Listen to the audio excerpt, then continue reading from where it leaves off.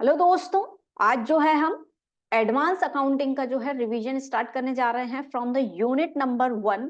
और हम सभी 5 यूनिट्स का जो है रिवीजन करेंगे ताकि जो है हमें एग्जामिनेशन में हेल्प मिल सके फ्रॉम दिस रिवीजन लेक्चर्स। और दूसरा, this is being a practical subject, तो कंसेप्ट पे क्लैरिटी हो सके, तो हम सभी कंसेप्ट्स को जो है यहाँ पे कवर करेंगे। So let us see with the question number first. What do you mean by financial statements? Financial statements से आप क्या समझते हैं? Discuss the utility of financial statements। और फाइनेंशियल स्टेटमेंट की क्या यूटिलिटी है, या फिर यदि हम बात करें तो उसका क्या यूसेस है, या फिर क्या इंपॉर्टेंस है। इस नाम से भी क्वेश्चन जो है आपसे पूछा जा सकता है इन द एग्जामिनेशन। ठीक है, अब बात करें हम फाइनेंशियल स्टेटमेंट की, तो फाइनेंशियल स्टेटमेंट ऐसे स्टेटमेंट होते हैं जो हमें मदद करते हैं हमारे बिजनेस की फाइनेंशियल परफॉर्मेंस जानने में, और दूसरा हमारे बिजनेस की फाइनेंशियल पोजीशन जानने में ये हमारी हेल्प करते हैं। अब फाइनेंशियल परफॉर्मेंस हम कैसे जान सकते हैं बिजनेस की? बाय नोइंग द प्रॉफिट और loss of the state of the business, है ना। बिजनेस में कितना प्रॉफिट हुआ है या लॉस हुआ है, ये जब जानेंगे तो बिजनेस की परफॉर्मेंस हमें पता पड़ेगी। और ये हम कैसे जानते हैं? जब हम प्रॉफिट एंड लॉस अकाउंट बनाते हैं। ठीक है, वहीं फाइनेंशियल पोजीशन हम फाइनेंशियल स्टेटमेंट की मदद से जान सकते हैं by making the balance sheet, जिसमें जो है हमारी एसेट्स कितनी है और लायबिलिटीज कितनी है, ये हम जान पाते हैं। आइए देखते हैं what is financial statement. Financial statements are those statements which depicts the financial position and financial performance of the business at the end of the accounting period। Financial statements ऐसे statements हैं जो कि हमें financial position and financial performance of the business के बारे में जो है जानकारी देती हैं at the end of accounting period। It is generally refers to two statements as trading and profit and loss account, and second जो है balance sheet। दोस्तों, ये दो स्टेटमेंट्स बनते हैं, trading and profit and loss account और दूसरा balance sheet, जिसमें हम अपने बिजनेस की फाइनेंशियल परफॉर्मेंस जान पाते हैं एंड फाइनेंशियल पोजीशन जान पाते हैं। अब बात करें यदि trading and profit and loss account, इसको अलग से भी बनाया जाता है और इसको कंबाइन वे में भी बनाया जाता है। तो जब हम ट्रेडिंग अकाउंट बनाते हैं तो उससे जो है बिजनेस में मोटा मोटा कितना प्रॉफिट आया है, ग्रॉस प्रॉफिट, या फिर बिजनेस में अगर कुछ ग्रॉस लॉस हुआ है तो जो है हम इससे जान पाएंगे। वहीं हम प्रॉफिट एंड लॉस अकाउंट की अगर बात करें तो प्रॉफिट एंड लॉस अकाउंट हमें ये जानकारी देता है कि बिजनेस में हमने कितना नेट प्रॉफिट या नेट लॉस जो है वो हमें मिला है। ठीक है, वहीं बैलेंस शीट हमें ये बताती है कि हमारे बिजनेस की फाइनेंशियल पोजीशन क्या है। दैट मीन्स आज के समय में हमारे पास कितनी प्रॉपर्टीज हैं, कितने एसेट्स हैं, और दूसरा कितनी लाइबिलिटीज बिजनेस में है, यानी कितनी देनदारी है। दैट मीन्स हमें लोगों को कितना देना है या हमने कितना लोन लिया है, उसे हम कह सकते हैं हमारी लायबिलिटीज। ठीक है, अब इसी में ही हम आगे बढ़ते हैं। Objectives and importance of financial statements. Financial statements के क्या ऑब्जेक्टिव्स हैं या इंपॉर्टेंस या फिर क्या यूटिलिटी है, ये जो है इसका आंसर है। क्यों फाइनेंशियल स्टेटमेंट इतना जरूरी होता है किसी भी बिजनेस के लिए? तो let us see determination of cost of goods sold.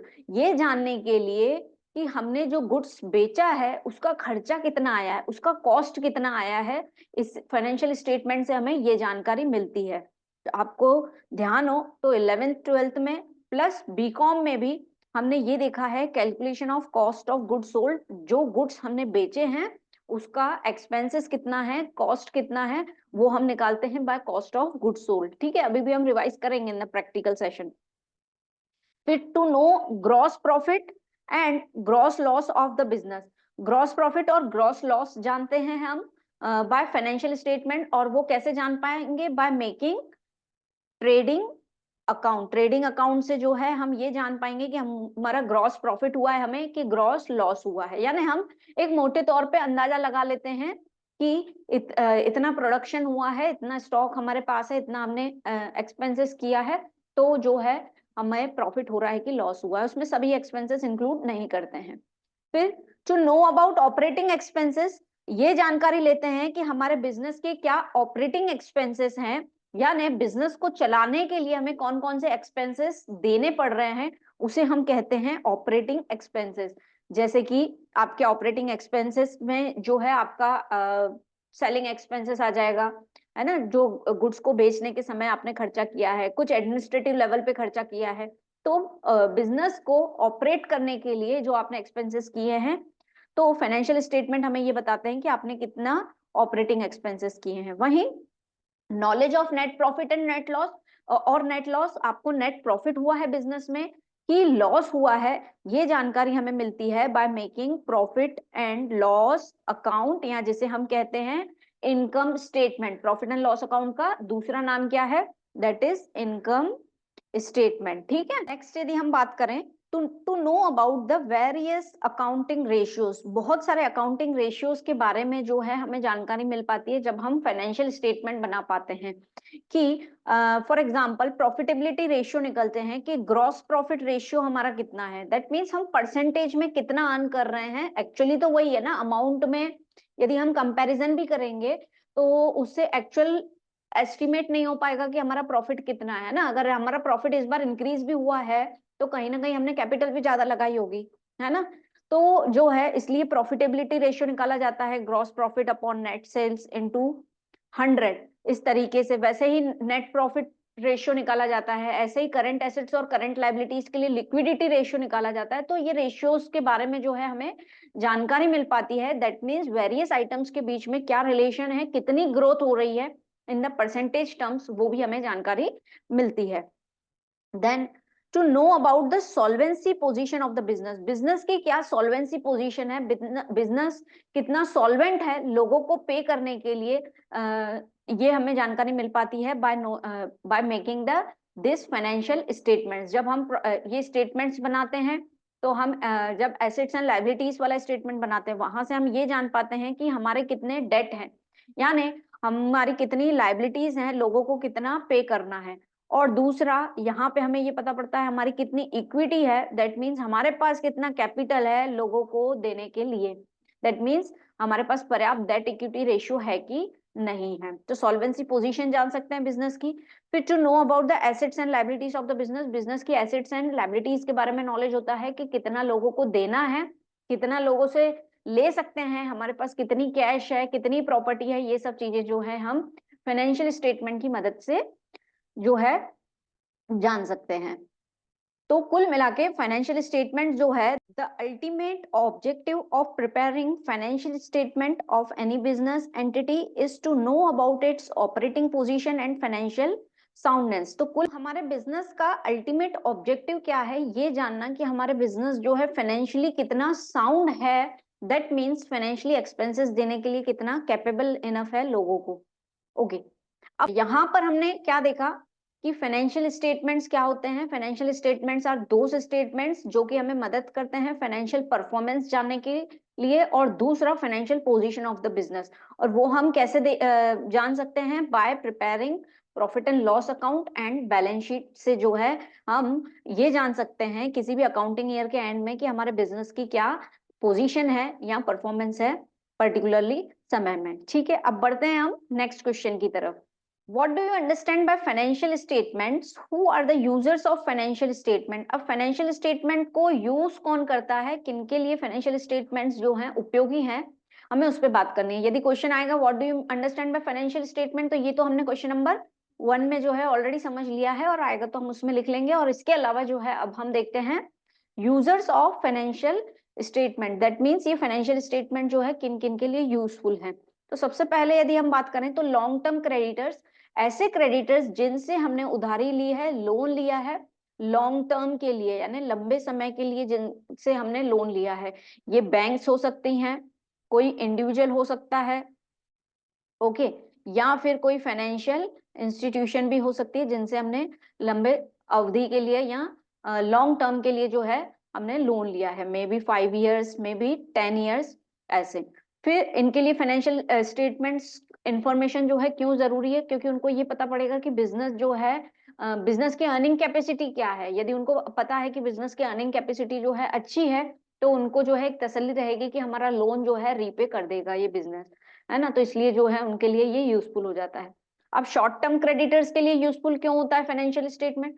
क्योंकि शॉर्ट टर्म क्रेडिटर्स कौन होते हैं? ऐसे क्रेडिटर्स जिनसे हमने लोन लिया है फॉर शॉर्ट टर्म, या फिर ये ऐसे पर्सन्स भी हैं जिनसे हमने क्या किया है, क्रेडिट परचेज किया है, जिनको हम कुछ समय में जो है अमाउंट दे देंगे जब हमारा गुड्स जो है बिक जाएगा, सोल्ड हो जाएगा, तो है ना। तो ये होते हैं शॉर्ट टर्म क्रेडिटर्स। तो इनको भी जानकारी यही रहती है कि हम जिनको गुड्स सप्लाई कर रहे हैं, क्या ये हमें पेमेंट दे पाएंगे कि नहीं दे पाएंगे समय पर। तो इसलिए जो है फाइनेंशियल स्टेटमेंट्स इनके लिए जरूरी हो जाता है। एग्जिस्टिंग इन्वेस्टर्स, जो इन्वेस्टर्स हैं हमारे बिजनेस में, जिन्होंने इन्वेस्ट किया है, या तो ये शेयर होल्डर्स भी हो सकते हैं, या कोई ऐसा ही इंडिविजुअल हो सकता है जिसने आपके बिजनेस में पैसा लगाया हो, या कोई अदर पर्सन हो सकता है। उसको ये जानने के लिए फाइनेंशियल स्टेटमेंट जरूरी है कि आज बिजनेस की क्या कंडीशन चल रही है या बिजनेस की क्या पोजीशन है, हमने जो इन्वेस्टमेंट किया है उस पर हमें रिटर्न मिल पाएगा कि नहीं मिल पाएगा। इसलिए उनके लिए फाइनेंशियल स्टेटमेंट्स जो हैं जरूरी हो जाते हैं। पोटेंशियल इन्वेस्टर्स, ऐसे इन्वेस्टर्स जो हमारे बिजनेस में इन्वेस्ट करने का सोच रहे हैं, उन्हें कहते हैं पोटेंशियल इन्वेस्टर्स। तो उनको फाइनेंशियल स्टेटमेंट देख के ये क्लैरिटी आ जाएगी कि हम इस बिजनेस में इन्वेस्ट करें कि नहीं, इनकी फाइनेंशियल कंडीशन क्या है, वो देखने में इनको फाइनेंशियल स्टेटमेंट में की जानकारी मिल जाएगी। मैनेजमेंट के लिए फाइनेंशियल स्टेटमेंट्स जो हैं क्यों जरूरी है? मैनेजमेंट के लिए फाइनेंशियल स्टेटमेंट्स जो है इसलिए जरूरी है क्योंकि ये वेरियस प्लान्स एंड पॉलिसीज बना सकते हैं फाइनेंशियल स्टेटमेंट्स को देखकर कि इस बार प्रॉफिट इतना हुआ है तो आगे क्या काम कर सकते हैं जिससे हमारा प्रॉफिट जो है और ज्यादा बढ़ सके या प्रॉफिट मार्जिन इंक्रीज हो सके। ठीक है, लाइबिलिटीज को किस तरीके से हम पेमेंट कर सकते हैं बाय, जैसे कि रेशियोस वगैरह निकाल के जो है, तो ये इस तरीके से मैनेजमेंट की हेल्प करता है। देन स्टाफ, स्टाफ को इस तरीके से हेल्प करता है फाइनेंशियल स्टेटमेंट्स उनके लिए इसलिए यूजफुल रहते हैं कि वो ये देखते हैं कि हमारी जॉब सिक्योरिटी रहेगी कि नहीं रहेगी, बिजनेस अच्छा चल रहा है कि नहीं, हमें सैलरी समय पर मिलेगी कि नहीं मिलेगी। इसलिए जो है स्टाफ के लिए फाइनेंशियल स्टेटमेंट्स असेंशियल हो जाते हैं। फिर यदि हम बात करें टैक्स अथॉरिटी के लिए, फाइनेंशियल स्टेटमेंट्स इसलिए जानना जरूरी होता है ताकि जो है उन्हें ये पता पड़े कि सामने वाले जो हैं कितनी इनकम अर्न कर रहे हैं और उस पर टैक्स जो है पेबल है कि नहीं है, टैक्सेशन पॉलिसी का वो लोग फॉलो कर रहे हैं कि नहीं, इसलिए वो फाइनेंशियल स्टेटमेंट्स उनके लिए असेंशियल हो जाता है। देन कस्टमर्स, कस्टमर्स के लिए फाइनेंशियल स्टेटमेंट्स जो हैं इसलिए असेंशियल हैं ताकि वो ये जान पाए कि बिजनेस जो है अच्छे से ग्रो कर रहा है या नहीं, फ्यूचर में उनको उस बिजनेस की सर्विस मिलेगी और विद द क्वालिटी प्रोडक्ट्स, है ना। क्योंकि जब बिजनेस डूबता है तो कस्टमर्स को दिक्कत हो जाती है कि अब हमें ये प्रोडक्ट जो है कहाँ से मिलेगा, यदि उनको ऐसा कुछ पसंद है तो। देन गवर्नमेंट, गवर्नमेंट को ये हेल्प मिलती है by way of financial statement कि बिजनेस जो है ग्रो कर रहा है कि नहीं कर रहा है, किस तरीके से कंट्रीब्यूट कर रहा है बिजनेस में, और दूसरा जो बिजनेस चल रहा है वो नेशनल इंटरेस्ट में चल रहा है कि नहीं, इसमें किसी का नुकसान तो नहीं हो रहा है, सोसाइटी के किसी पार्ट का या पोर्शन का जो है नुकसान तो नहीं हो रहा है। तो गवर्नमेंट को इसलिए जो है फाइनेंशियल स्टेटमेंट देखने में मदद मिलती है। जनरल पब्लिक के लिए फाइनेंशियल स्टेटमेंट्स जो हैं जरूरी है कि ये जानने के लिए कि ये पर्टिकुलर बिजनेस है, इसका क्या जो है रोल है, ये कितना जो है आगे बढ़ेगा। तो इस तरीके से जनरल पब्लिक के लिए जो है फाइनेंशियल स्टेटमेंट्स जरूरी है। So this are the users of financial statement, यानी फाइनेंशियल स्टेटमेंट जो है किन के लिए यूजफुल है, ये जो है हमें ये लोग जो है इनके लिए फाइनेंशियल स्टेटमेंट्स बनाए जाते हैं। ठीक है, अब आते हैं हम हमारे फाइनेंशियल स्टेटमेंट्स को अब हम डिटेल में पढ़ते हैं जिन स्टेटमेंट्स के लिए हमने बात की। जैसे कि हमारा फाइनेंशियल स्टेटमेंट्स जो है मेनली दो स्टेटमेंट से बना है, that is trading and profit and loss account, दूसरा जो है बैलेंस शीट। अब trading and profit and loss account में जब हम ट्रेडिंग अकाउंट बनाते हैं, दोनों साथ में ही बनते हैं, तो जब हम ट्रेडिंग अकाउंट को कंप्लीट करते हैं तो हमें जो आंसर मिलता है दैट इज ग्रॉस प्रॉफिट आएगा हमारे सामने, या फिर ग्रॉस लॉस। ठीक है, वहीं हम फिर प्रॉफिट एंड लॉस बनाते हैं तो वहां पे हमें मिलता है नेट प्रॉफिट या फिर नेट लॉस। ठीक है, वहीं हम जब बैलेंस शीट बनाते हैं तो हम ये देखते हैं हमारी एसेट्स कितनी हैं और लायबिलिटीज जो है वो कितनी है बिजनेस में, और with the help of this capital plus liabilities equals to assets, ऐसा हमारी बैलेंस शीट जो है पूरी की पूरी टैली होती है, जिससे हम ये जान पाते हैं कि हमारा कैपिटल कंट्रीब्यूशन कितना है, बाहर के लोगों को कितना पे करना है, और हमारे पास एसेट्स कितनी है पे करने के लिए। ठीक है, अब ये ग्रॉस प्रॉफिट और ग्रॉस लॉस जानने के लिए कौन से आइटम्स जो हैं एक्सपेंसेस को इंक्लूड करते हैं, कौन से इनकम्स लिखते हैं, और वैसे ही नेट प्रॉफिट और नेट लॉस जानने के लिए कौन से एक्सपेंसेस एंड इनकम्स को इन्वॉल्व करते हैं, ये हम अब जो है डिटेल में पढ़ते हैं। Trading profit and loss account and balance sheet. दोस्तों आपसे क्वेश्चन जो है रैंडमली हर एग्जामिनेशन में कभी ऐसा पूछ लिया जाता है व्हाट इज ट्रेडिंग अकाउंट, ठीक है, फिर पूछ लिया जाता है कभी कभी what is profit and loss account और उसका फॉर्मेट बता दो, फिर कभी पूछ लिया जाता है बैलेंस शीट क्या होती है ना, और बैलेंस शीट क्यों इतनी यूजफुल होती है। इस तरीके से कुछ भी क्वेश्चन आ सकता है, तो हम सभी को जो है उनके कंसेप्ट को समझ लेंगे और उसके फॉर्मेट को देख लेंगे, फिर जिस तरीके का क्वेश्चन आएगा तो हम जो है उस तरीके से उसकी डीलिंग करेंगे। तो सबसे पहले यदि हम बात करें ट्रेडिंग अकाउंट की, तो ट्रेडिंग अकाउंट क्या है?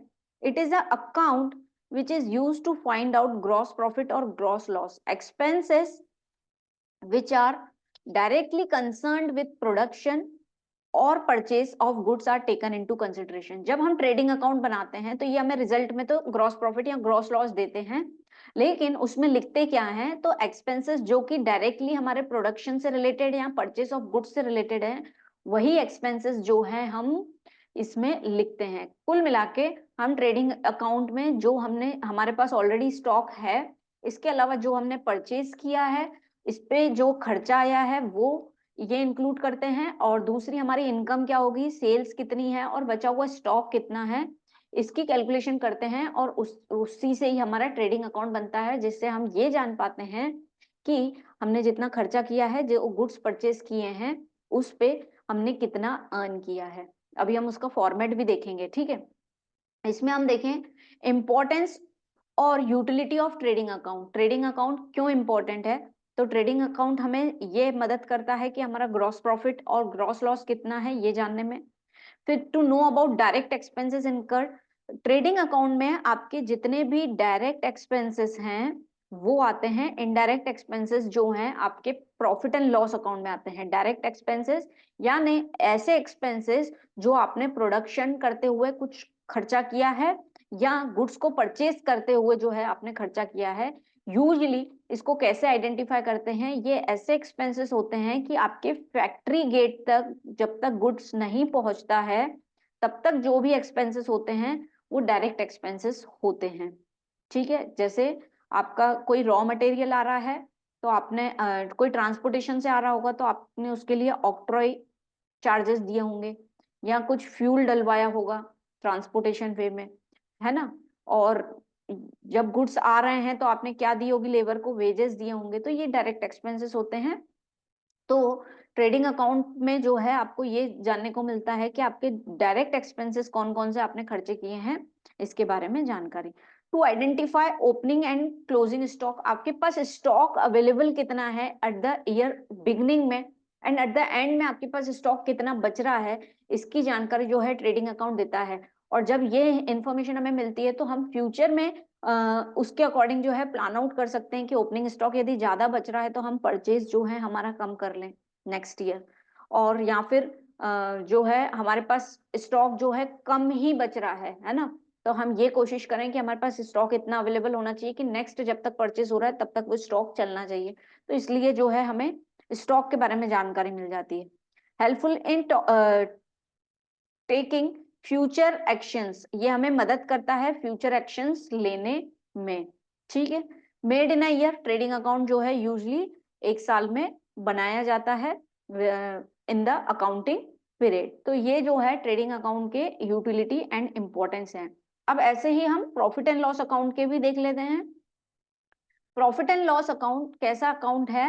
It is the account which is use to find out net profit या नेट लॉस। इससे हम रिजल्ट नेट प्रॉफिट या नेट लॉस मिलेगा। Business entity incurs various other operating expenses are taken into consideration. जो direct expenses के अलावा जो expenses होंगे, डायरेक्ट एक्सपेंसेस को छोड़कर जो एक्सपेंसेस होंगे, यानी उन्हें हम एक तरीके से कहते हैं इनडायरेक्ट एक्सपेंसेस, वो सब एक्सपेंसेस जो हैं प्रॉफिट एंड लॉस अकाउंट में आएंगे, ठीक है। डायरेक्ट एक्सपेंसेस तो जो आपके गुड्स को बेचने के लिए मतलब बनाने के लिए परचेज करने तक के जो खर्चे हैं वो डायरेक्ट एक्सपेंसेस कहलाते हैं।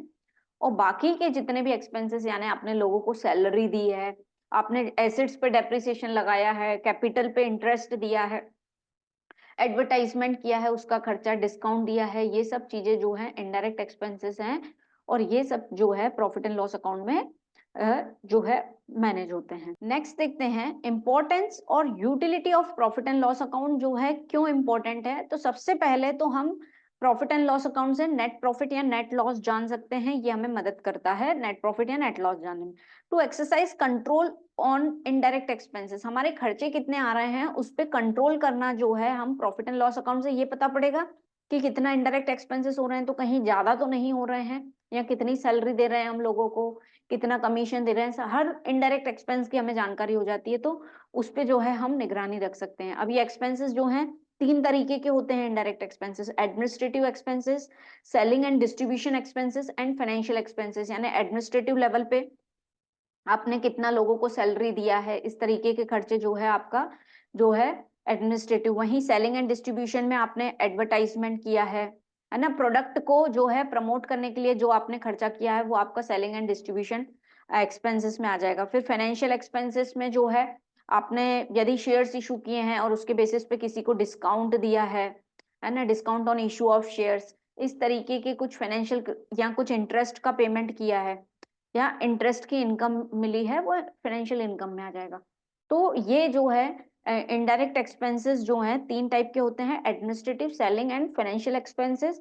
तो इस पे हम कंट्रोल कर सकते हैं कि कौन से एक्सपेंसेस को कम किया जा सकता है, ठीक है। देन इनकम एंड गेन्स, जितने भी सेल्स के अलावा और कोई यदि इनकम हमें रिसीव होती है तो वो हम प्रॉफिट एंड लॉस अकाउंट में जो है लिखते हैं। जैसे कि इनकम एंड गेन्स क्या हो सकते हैं, आपका कोई रेंट पे दिया हुआ है कोई बिल्डिंग, रेंट रिसीव हो रहा है, वो आपकी इनकम हो गई, है ना। या फिर डिस्काउंट रिसीव हुआ है कहीं से, तो वो आपकी एक तरीके का गेन हो गया। तो ये जो है इनकम्स एंड गेन्स के बारे में नॉलेज हो जाता है और उनको हम प्रॉफिट एंड लॉस अकाउंट में जो है लिखते हैं।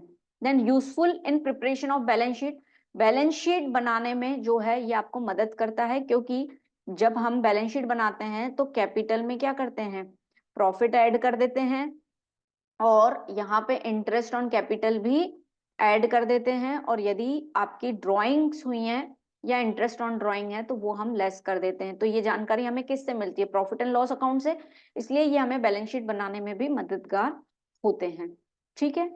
अब दोस्तों trading and profit and loss account का हम फॉर्मेट देख लेते हैं ताकि प्रैक्टिकली भी क्वेश्चन आए तो हम उसको सॉल्व कर पाए, और थ्योरी बेस्ड पे भी यदि क्वेश्चन आता है तो हम क्वेश्चन की डीलिंग करेंगे और फॉर्मेट भी बना के आएंगे, ताकि जो है हमारे नंबर जो है अच्छे मार्क्स जो है आ पाए।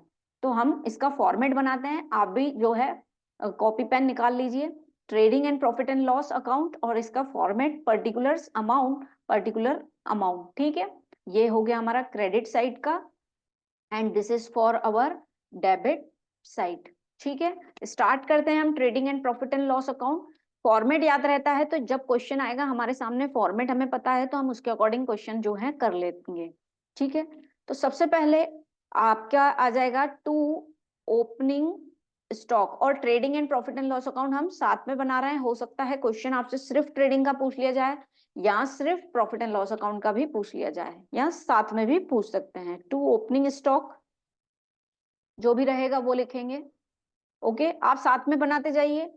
टू परचेजेस, यदि आपने कुछ परचेज किया है वो लिखेंगे हम, एक तरीके का खर्चा है, एक्सपेंसेस आर डेबिटेड और इनकम जो होगी हम क्रेडिट करेंगे। उसमें से यदि कुछ परचेज रिटर्न है तो वो आप लेस कर देंगे, ठीक है, इस तरीके से करके और बाहर अमाउंट लिख दिया।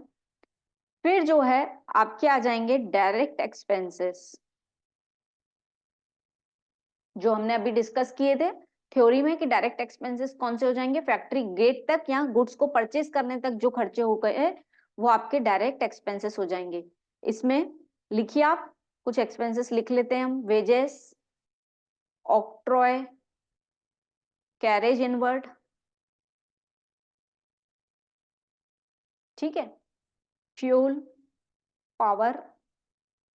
कुल मिला के आपको ये आइडेंटिफाई करना है कि गुड्स को परचेज करने में ये डायरेक्टली इन्वॉल्व हुआ है क्या, तो वो खर्चा जो है डायरेक्ट एक्सपेंस हो जाएगा, ठीक है। अब हमने opening stock, purchase and to direct expenses लिख लिए। फिर आ जाएगी आपकी बाय सेल्स अकाउंट और यदि कोई सेल्स रिटर्न है तो वो हम इसमें से लेस कर देंगे, ठीक है, और ये बाहर आपका आ जाएगा।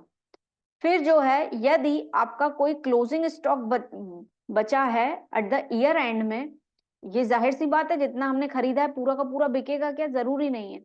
तो अगर क्लोजिंग स्टॉक रिमेनिंग है तो उसको हम यहाँ पे पुटअप करेंगे। अब हम क्या करेंगे, यूजली क्या होता है, ये ऐसा ही रहता है कि हम प्रॉफिट ही अर्न करेंगे, लेकिन लॉस भी आ सकता है। तो हम क्रेडिट में से, क्रेडिट आइटम्स हमारी इनकम है, इसमें इसका टोटल कर लेंगे, दोनों साइड के टोटल जिसका ज्यादा होगा उस साइड को जो है हम यहाँ पे लिखेंगे। और जो है क्रेडिट माइनस डेबिट यदि आता है तो हमारा आंसर क्या है, दैट इज ग्रॉस प्रॉफिट, जो कि बैलेंसिंग फिगर है। ओके। और यदि हमारे एक्सपेंसेस ज्यादा हैं और सेल्स कम हुई है और स्टॉक का अमाउंट कम है तो जो है हमारा क्या आएगा, बाय ग्रॉस लॉस। लॉस भी आ सकता है बिजनेस में, जो कि बैलेंसिंग फिगर रहेगा, ठीक है। तो इस तरीके से जो है हमारा ट्रेडिंग अकाउंट बनता है। यदि आपसे सिर्फ ट्रेडिंग अकाउंट पूछा है तो आप इतना अकाउंट बनाएंगे, इतने आइटम्स लिखेंगे, जो भी आपके क्वेश्चन में इसमें से चीजें दी हैं उसको पुटअप करेंगे, एंड दैट्स एंड। फिर यदि प्रॉफिट एंड लॉस अकाउंट पूछते हैं तो यदि ग्रॉस प्रॉफिट आया है आपका तो ये डेबिट को जो है हम आगे फॉरवर्ड करते हैं बाय ग्रॉस प्रॉफिट, ये हमारी इनकम हुई है ना, यहां से आपका प्रॉफिट एंड लॉस अकाउंट चालू हो जाएगा। ये ग्रॉस प्रॉफिट लिख लिया, ग्रॉस लॉस होगा तो जो है इसको जो है हम यहाँ लिखेंगे, ठीक है, यदि ग्रॉस लॉस हुआ तो, ठीक है। फिर जितने भी एक्सपेंसेस हैं वो डेबिट साइड में आप लिखेंगे। डेबिट में जो डायरेक्ट एक्सपेंसेस हैं वो हमने ट्रेडिंग अकाउंट में लिख लिए, इसके अलावा जो भी खर्चे हैं वो आपके प्रॉफिट एंड लॉस अकाउंट में आ जाएंगे। और सेल्स के अलावा जो भी इनकम है वो आपकी क्रेडिट साइड आ जाएगी। अब कुछ आइटम्स हम लिख लेते हैं, कुछ एक्सपेंसेस, जैसे कि टू सैलरी, ठीक है। फिर इसके अलावा टू कमीशन पेड, फिर टू इंटरेस्ट ऑन कैपिटल, यदि इंटरेस्ट दिया है हमने कैपिटल पे तो to interest on capital, to depreciation, ठीक है, किसी एसेट्स पे डेप्रिसिएशन चार्ज हुआ है। टू बैड डेट्स, ऐसा अमाउंट जो आपका डूब गया वो जो है उसको आप एक्सपेंस मान के जो है राइट ऑफ कर देते हो तो वो आ जाएगा टू बैड डेट्स। कहीं आपको डिस्काउंट मिला है तो टू डिस्काउंट आपने दिया है किसी को तो टू डिस्काउंट, डिस्काउंट अलाउड है तो इस साइड। और आपने यदि डिस्काउंट रिसीव किया है तो ये आपके लिए बेनिफिशियल है तो बाय डिस्काउंट रिसीव्ड, ठीक है। फिर इसके अलावा यदि आपने कहीं से रेंट रिसीव किया है तो वो आ जाएगा बाय कमीशन, कुछ यदि आपको रिसीव हो रही है तो वो आ जाएगा। इसके अलावा कोई भी इनकम आपको रिसीव हो रही है तो वो आ जाएगी, ठीक है। जैसे इंटरेस्ट ऑन कैपिटल, ऐसे ही किसी से लोन लेके रखा है और उस पे आपको लोन पे इंटरेस्ट देना पड़ रहा है तो टू इंटरेस्ट ऑन लोन। यानी कुल मिला के जितने भी एक्सपेंसेस हैं डायरेक्टली वाले हमने ऑलरेडी ट्रेडिंग में डाल दिए, उसके अलावा जो भी खर्चा आप बिजनेस में कर रहे हो वो प्रॉफिट एंड लॉस अकाउंट में आ जाएगा। सेल्स के अलावा जो भी इनकम हो रही है, अदर इनकम हो रही है, वो जो है प्रॉफिट एंड लॉस अकाउंट में इनकम के वे में आएगा। अब हम क्या करेंगे, दोनों साइड का टोटल लगा लेंगे। फिर क्रेडिट साइड के टोटल में से यदि डेबिट साइड को लेस करते हैं और पॉजिटिव आंसर आता है, that will be to net profit, जो कि हमारा बैलेंसिंग फिगर आएगा। यानी नेट प्रॉफिट हमने क्या किया है, क्रेडिट साइड में से डेबिट साइड को जो है लेस करेंगे तो हमारा नेट प्रॉफिट आएगा। लेकिन लॉस भी आ सकता है जब हमारे एक्सपेंसेस ज्यादा हैं और हमारी इनकम कम है। जब डेबिट में से क्रेडिट लेस हो रहा है यानी डेबिट साइड ज्यादा है तो फिर जो है हमारे पास रिजल्ट क्या आएगा, बाय नेट लॉस। ये भी हमारा बैलेंसिंग फिगर है, ठीक है। अब ये नेट प्रॉफिट को जो है हम क्या करते हैं, इसको हम आगे ले जाते हैं कहाँ पे, बैलेंस शीट में। तो वो हम बैलेंस शीट पढ़ते हैं और उसके बाद उसके फॉर्मेट को बनाते हैं। तो यहाँ तक क्लैरिटी है ट्रेडिंग अकाउंट से। जैसे कि हम थ्योरी में पढ़ रहे थे कि हम इससे ग्रॉस प्रॉफिट या ग्रॉस लॉस जो है जान सकते हैं। अब जब आपने फॉर्मेट समझ लिया तो थ्योरी इजिली लिख सकते हो, है ना। पहला पॉइंट आपका ये बन जाएगा, इससे आपको डायरेक्ट एक्सपेंसेस की नॉलेज हो जाएगी, इससे आपको स्टॉक की नॉलेज हो जाएगी। ये पर्टिकुलरली ईयर में बनाया जाता है है ना। It helps you to know about the cost of good sold, जितने आपने गुड सोल्ड किए हैं उसका एक्सपेंस कितना आया है वो आप जान सकते हैं। तो इस तरीके से आप ट्रेडिंग अकाउंट के बारे में लिख सकते हैं। वैसे ही जब प्रॉफिट एंड लॉस अकाउंट की थ्योरी लिखेंगे तो जब फॉर्मेट पता है तो आपको पता पड़ जाएगा कि ये नेट प्रॉफिट या नेट लॉस में हमें हेल्प करता है। दूसरे इनडायरेक्ट एक्सपेंसेस के बारे में नॉलेज देता है, जिसको भी administrative, selling and financial expenses में जो है डिवाइड किया गया है। ठीक है, तो इस तरीके से जो है हम थ्योरी भी बना सकते हैं on the basis of format. ठीक है, जो हमें मदद करता है फ्यूचर एक्शंस लेने में, जो हमें मदद करता है बैलेंस शीट बनाने में। अब पढ़ते हैं हम बैलेंस शीट को। बैलेंस शीट क्या है? It is a statement which is prepared on a particular date in which capital and liabilities of a business are shown on one side and assets of a business are shown on the other side in prescribed form and order. Balance sheet क्या है? एक तरीके का statement है जो कि particular date पे बनाया जाता है, in which capital and liabilities of a business are shown. एक साइड हम कैपिटल और लाइबिलिटीज लिखते हैं और दूसरी साइड जो है हम एसेट्स लिखते हैं बिजनेस की प्रॉपर फॉर्मेट में। ठीक है, balance sheet in fact reflect the true position of assets and liabilities of a business on particular date. It is known as position statement. Balance sheet का दूसरा नाम क्या है? Position statement. ये आपको ऑब्जेक्टिव में आ सकता है। ठीक है, और वहीं प्रॉफिट एंड लॉस अकाउंट का जो है दूसरा नाम क्या है? हमने आगे भी देखा था, दैट इज इनकम स्टेटमेंट भी कहा जाता है प्रॉफिट एंड लॉस अकाउंट को। ठीक है, अब ये बैलेंस शीट पोजीशन स्टेटमेंट है जो कि पर्टिकुलर डेट पे बनाया जाता है, जिसमें एक साइड हम लाइबिलिटीज एंड कैपिटल लिखते हैं और दूसरी साइड जो है राइट हैंड साइड पे हम एसेट्स लिखते हैं, और जो कि हमेशा टैली होती है in the prescribe form and manner. अब इसका यूसेज या यूटिलिटी की बात करें तो यूटिलिटी ऑफ बैलेंस शीट क्या है? तो to know the exact financial position हम जान सकते हैं। आज के समय में हमारी नेटवर्थ कितनी है वो हम जान सकते हैं by balance sheet. Business assets and their value can be obtained. Business के क्या एसेट्स हैं और उनकी क्या वैल्यू है। जैसे कि मशीनरी हो गई, आपके पास मशीनरी जो है 5 सालों तक है, तो आज पर्टिकुलरली उस मशीनरी की कितनी वैल्यू है, गुडविल की कितनी वैल्यू है आपके बिजनेस में, तो ये हम जान सकते हैं by balance sheet. Proper information about cash, हमारे पास कैश कितना अवेलेबल है ना, वो हम जान सकते हैं। हमारा कैश बैलेंस कितना है, बैंक बैलेंस कितना है। बिजनेस की लाइबिलिटीज के बारे में हमें नॉलेज मिल सकता है कि लाइबिलिटी यानी लोगों को कितना देना है।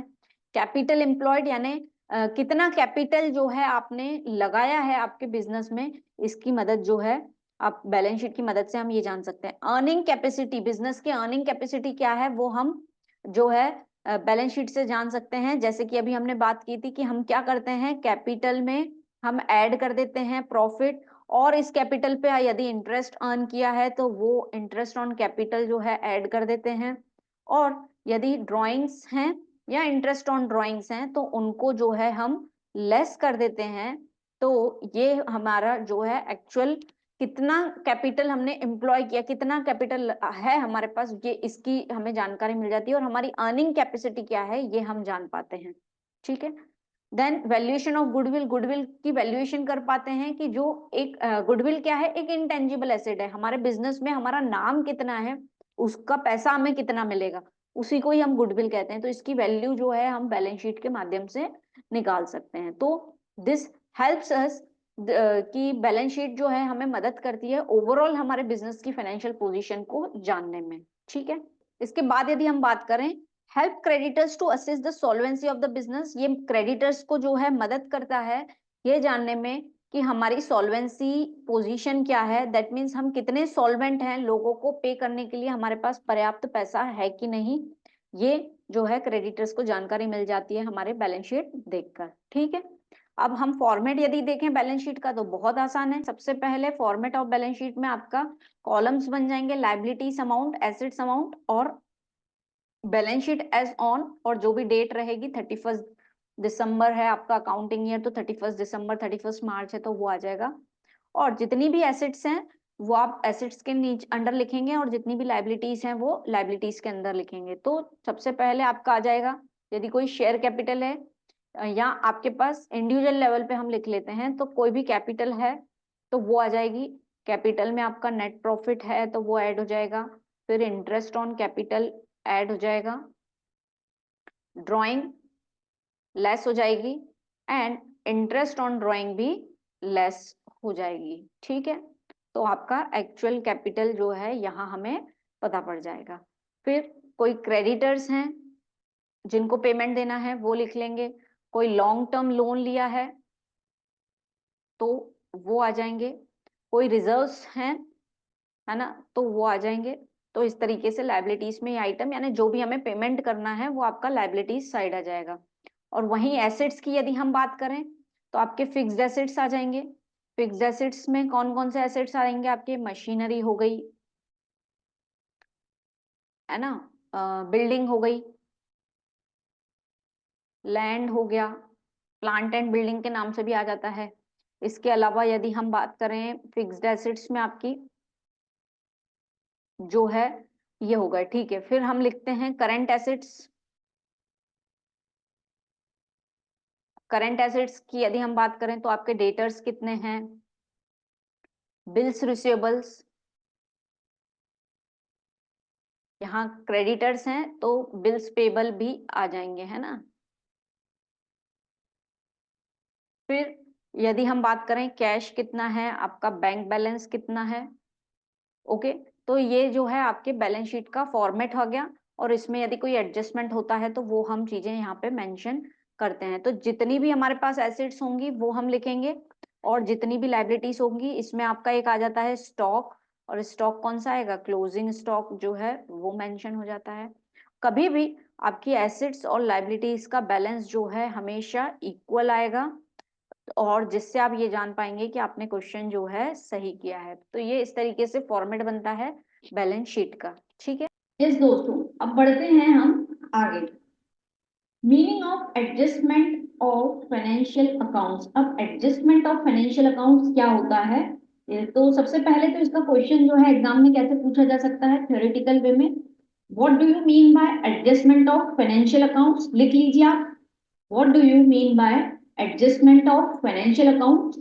Discuss important, discuss some important adjustment. Discuss some important adjustment. ठीक है, इस तरीके से क्वेश्चन पूछा जा सकता है। अब हम बात करें एडजस्टमेंट ऑफ फाइनेंशियल अकाउंट्स की, तो ऐसा हो सकता है कि जब हम रिकॉर्डिंग करते हैं तो कुछ आइटम्स हो सकता है जो करंट ईयर से रिलेटेड हो और उसको हमने रिकॉर्ड ही नहीं किया है, हो सकता है। ऐसा भी हो सकता है कि कोई ऐसे एक्सपेंसेस हो जो हमको जो है नेक्स्ट ईयर के लिए अभी ही एडवांस मिल गए हैं, है ना। अब वो एडवांस मिल गया तो हमने पेमेंट की एंट्री तो कर दी है बट वो करंट ईयर से रिलेटेड नहीं होते हैं, है ना। और हम जो प्रॉफिट एंड लॉस अकाउंट बना रहे हैं या बैलेंस शीट बना रहे हैं वो किसके लिए बना रहे हैं, हम करंट ईयर के लिए बना रहे हैं। तो एडजस्टमेंट ऑफ फाइनेंशियल अकाउंट्स का मतलब ये होता है कि जितने भी आइटम्स हैं उन सभी का इस तरीके से एडजस्टमेंट करना कि पर्टिकुलरली इस ईयर से रिलेटेड उसकी इनकम या उसका एक्सपेंस कितना बनता है, सिर्फ उसी को ही हम रिकॉर्ड करें। जो नेक्स्ट ईयर का है या हिसाब किताब तो उसको हम डिडक्ट कर दें।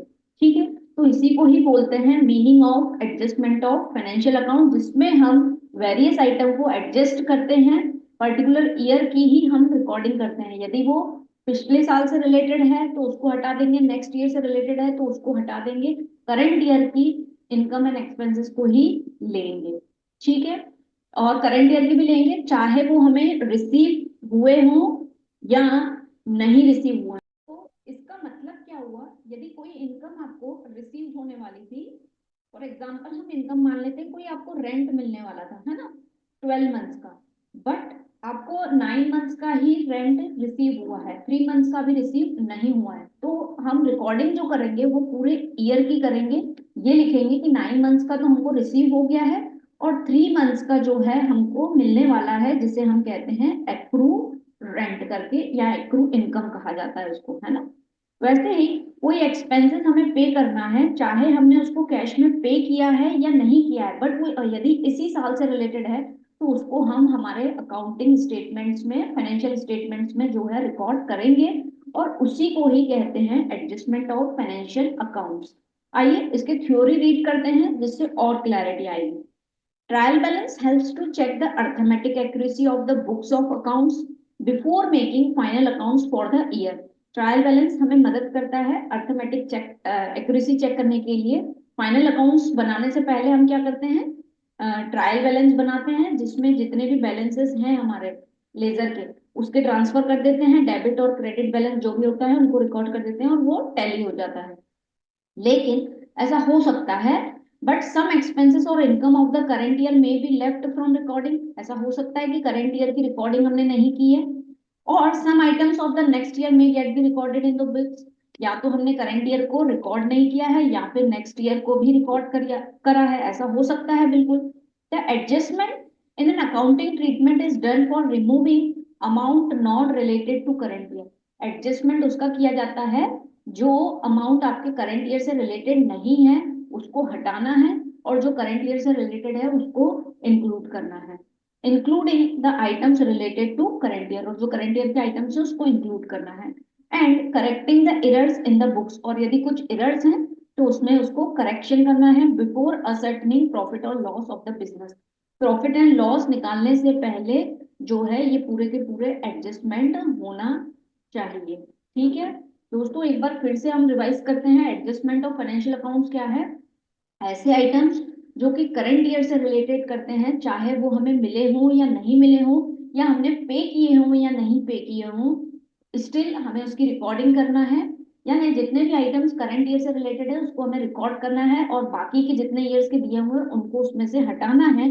To know the actual profit और लॉस ऑफ द बिजनेस। ठीक है, आगे देखते हैं, it is essential to make adjustment before preparation of final accounts, entries passed for adjusting the prepaid expenses, ये एक्सपेंसेस है जिनका एडजस्टमेंट होता है, outstanding expenses, accrued income, earned, bad debts, provision for doubtful debts, so are called adjustment entries, और इन्हें जो है हम क्या कहते हैं, एडजस्टमेंट एंट्रीज, जिसको अभी हम डिटेल में समझ लेते हैं कि क्या होती है एडजस्टमेंट एंट्री, और इनका ट्रीटमेंट जो है जब हम प्रॉफिट एंड लॉस अकाउंट बनाते हैं या बैलेंस शीट बनाते हैं तो इनका ट्रीटमेंट जो है क्या होता है।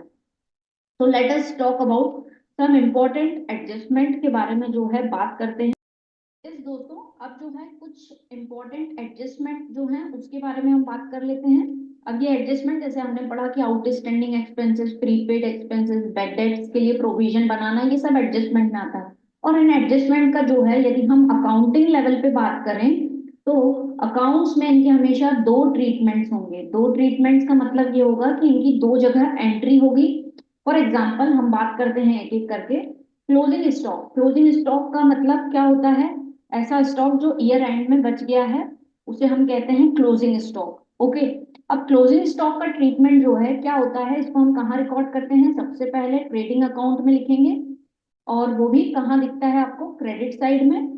और दूसरा इसका ट्रीटमेंट क्या होता है, बैलेंस शीट के एसेट साइड में दिखेगा। और हमेशा जो एडजस्टमेंट होंगे, जब भी क्वेश्चन दिया रहता है पूरा क्वेश्चन हो जाएगा उसके बाद जो है नीचे आपको एडजस्टमेंट करके जो है दिया जाएगा, और उसी में ही आपको क्लोजिंग स्टॉक भी मिलेगा। आपको याद हो तो ट्रायल बैलेंस में भी हमको क्लोजिंग स्टॉक कुछ इसी तरीके से मिलता था, है ना, क्योंकि एक्चुअली जब तक हम प्रॉफिट आइडेंटिफाई नहीं कर लेते हैं मोटा मोटा कि परचेज के ऊपर कितना आइडेंटिफाई, तो क्लोजिंग स्टॉक आइडेंटिफाई नहीं होता है। तो ये जो है इसका ट्रीटमेंट होगा। ठीक है, फिर जो है हम बात करें नेक्स्ट एडजस्टमेंट की, अक्रूड इनकम। अब अक्रूड इनकम क्या होती है, अक्रूड इनकम की यदि हम बात करें कि ऐसी इनकम जो आपको मिलने वाली थी इस साल बट वो नहीं मिली है, जैसे कि हमने एग्जांपल लिया था उसको अभी समझते हैं कि सपोज आपको रेंट रिसीव होने वाला था पूरे साल भर का, इसको हम एग्जांपल ले लेते हैं कि रेंट रिसीव होने वाला था, आपको रेंट आ रहा है 1000 रुपीज पर मंथ का, हर साल आता है। ठीक है, अब ये 12 मंथ्स का कितना हो जाएगा, दैट विल बी 12,000 आपको रेंट मिलना था। बट सामने वाले ने, आप जिस दिन अकाउंटिंग कर रहे थे, फॉर एग्जाम्पल 31 मार्च को आपका अकाउंटिंग ईयर एंड होता है, उसने तब तक आपको जो रेंट दिया था वो दिया था आपको 9 मंथ्स का, यानी उसने आपको 9,000 दे दिए हैं, लेकिन 3,000 जो है उसको अभी भी देने हैं, ये भी आपकी इनकम बनती है, यस और नो, और ये भी आपकी इनकम है जो आपको रिसीव हो गई है। तो इसको तो आप रिकॉर्ड करोगे कि ये इनकम थी, रेंट रिसीव हो गया और 9,000 एंट्री। अब ये जो 3,000 है ये रिसीव नहीं हुआ है बट ये हमारी इनकम बनती है इस साल की, तो इसको हमें रिकॉर्ड तो करना है क्योंकि ये पर्टिकुलर करंट ईयर से रिलेट है।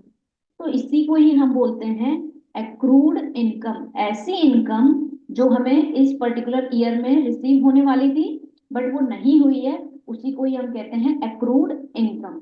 ठीक है, अब इसके यदि हम ट्रीटमेंट की बात करें तो एक्रूड इनकम क्या होगी? यदि प्रॉफिट एंड लॉस की इनकम है, रेंट कहाँ आता है? प्रॉफिट एंड लॉस में आता है, क्रेडिट साइड में। तो वो आप लिखोगे बाय रेंट। ओके, जब प्रॉफिट एंड लॉस अकाउंट बनाओगे तो बाय रेंट करके लिखोगे, उसमें अक्रूड इनकम को ऐड कर दोगे, यानी आप ये शो करोगे कि 9,000 तो मुझे रेंट से मिल गया है और 3,000 जो है मुझे मिलने वाला है। इस तरीके से हम एंट्री करते हैं, जितने भी इनकम हो या एक्सपेंस हो, हम करंट ईयर में कितना उसका कैलकुलेशन बनता है हम पूरे को रिकॉर्ड करेंगे, चाहे वो अमाउंट हमें मिला हो या नहीं मिला हो। ठीक है, अब बात करें हम अर्नर्ड इनकम। ये भी कुछ ऐसी ही होती है। अर्नर्ड इनकम का मतलब ये होता है कि जैसे कि ये रेंट का ही एग्जांपल ले लें, जहां हमें 12 मंथ्स का रेंट मिलना था, अब सामने वाले ने क्या किया है, 1,000 इंटू 14,000 का पेमेंट कर दिया है, लेकिन इस साल का बनता कितना है, 12,000। तो वो तो आप दिखा दोगे कि रेंट रिसीव इस साल का 12,000 है, वो जो है हमने रिकॉर्ड कर लिया। अब जो एक्स्ट्रा 2,000 है, क्या वो इस साल से रिलेटेड है? नहीं है। तो आप क्या करोगे, उस 2,000 को जो है 14,000 में से लेस कर दोगे, और वही है अर्नर्ड इनकम। यानी आपको एडवांस में आपकी इनकम मिल गई है, उसी को ही कहते हैं अर्नर्ड इनकम। ठीक है, सामने वाले ने क्या किया है, आपको 14 मंथ्स का पेमेंट कर दिया। अब 12 मंथ्स का तो आपके हिस्से का है, बनता है, मतलब प्रॉपर अकाउंटिंग करने के लिए, P&L निकालने के लिए, प्रॉफिट है हुआ है कि लॉस हुआ है, एक्चुअल पोजीशन जानने के लिए आपको वो जो 2 महीने का एक्स्ट्रा है वो उसमें से लेस करना पड़ेगा। उसका ट्रीटमेंट क्या करेंगे, जैसे हमने रेंट में एक्रूड रेंट ऐड किया था, अब हम क्या करेंगे, उसी रेंट में रेंट रिसीव कितना लिखेंगे, 12,000। सॉरी, टोटल रेंट आपका कितना आ रहा था, आपको शो होगा 14,000, उसमें से आप अनर्ड रेंट जो है लेस कर देंगे 2,000, और बाहर आप शो कर देंगे दैट इज 12,000। ठीक है, ये होता है अर्नर्ड इनकम। अक्रूड इनकम ऐसी इनकम जो आपको मिलने वाली थी पर नहीं मिली है इस साल, वो होती है अक्रूड इनकम। अर्नर्ड इनकम यानी आपको extra income, advance income receive हो गई है। ठीक है, फिर जो है बात करें interest on capital. Interest on capital के अगेन दो ट्रीटमेंट होते हैं। इंटरेस्ट ऑन कैपिटल कहाँ आता है, एक तो आपके प्रॉफिट एंड लॉस।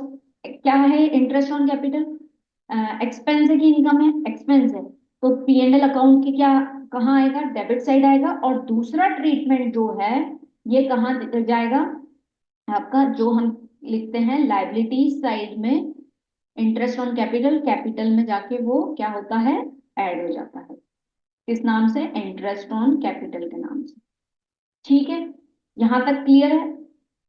हमेशा एडजस्टमेंट, मतलब आपका पूरा क्वेश्चन हो जाएगा, उसके नीचे एडजस्टमेंट दिए रहेंगे। यदि आपको प्रॉफिट एंड लॉस अकाउंट में यदि इंफॉर्मेशन दी हुई है तो उसका एक ही ट्रीटमेंट होगा जहां आना चाहिए। ठीक है, यूजली ये सब एडजस्टमेंट में ही आते हैं।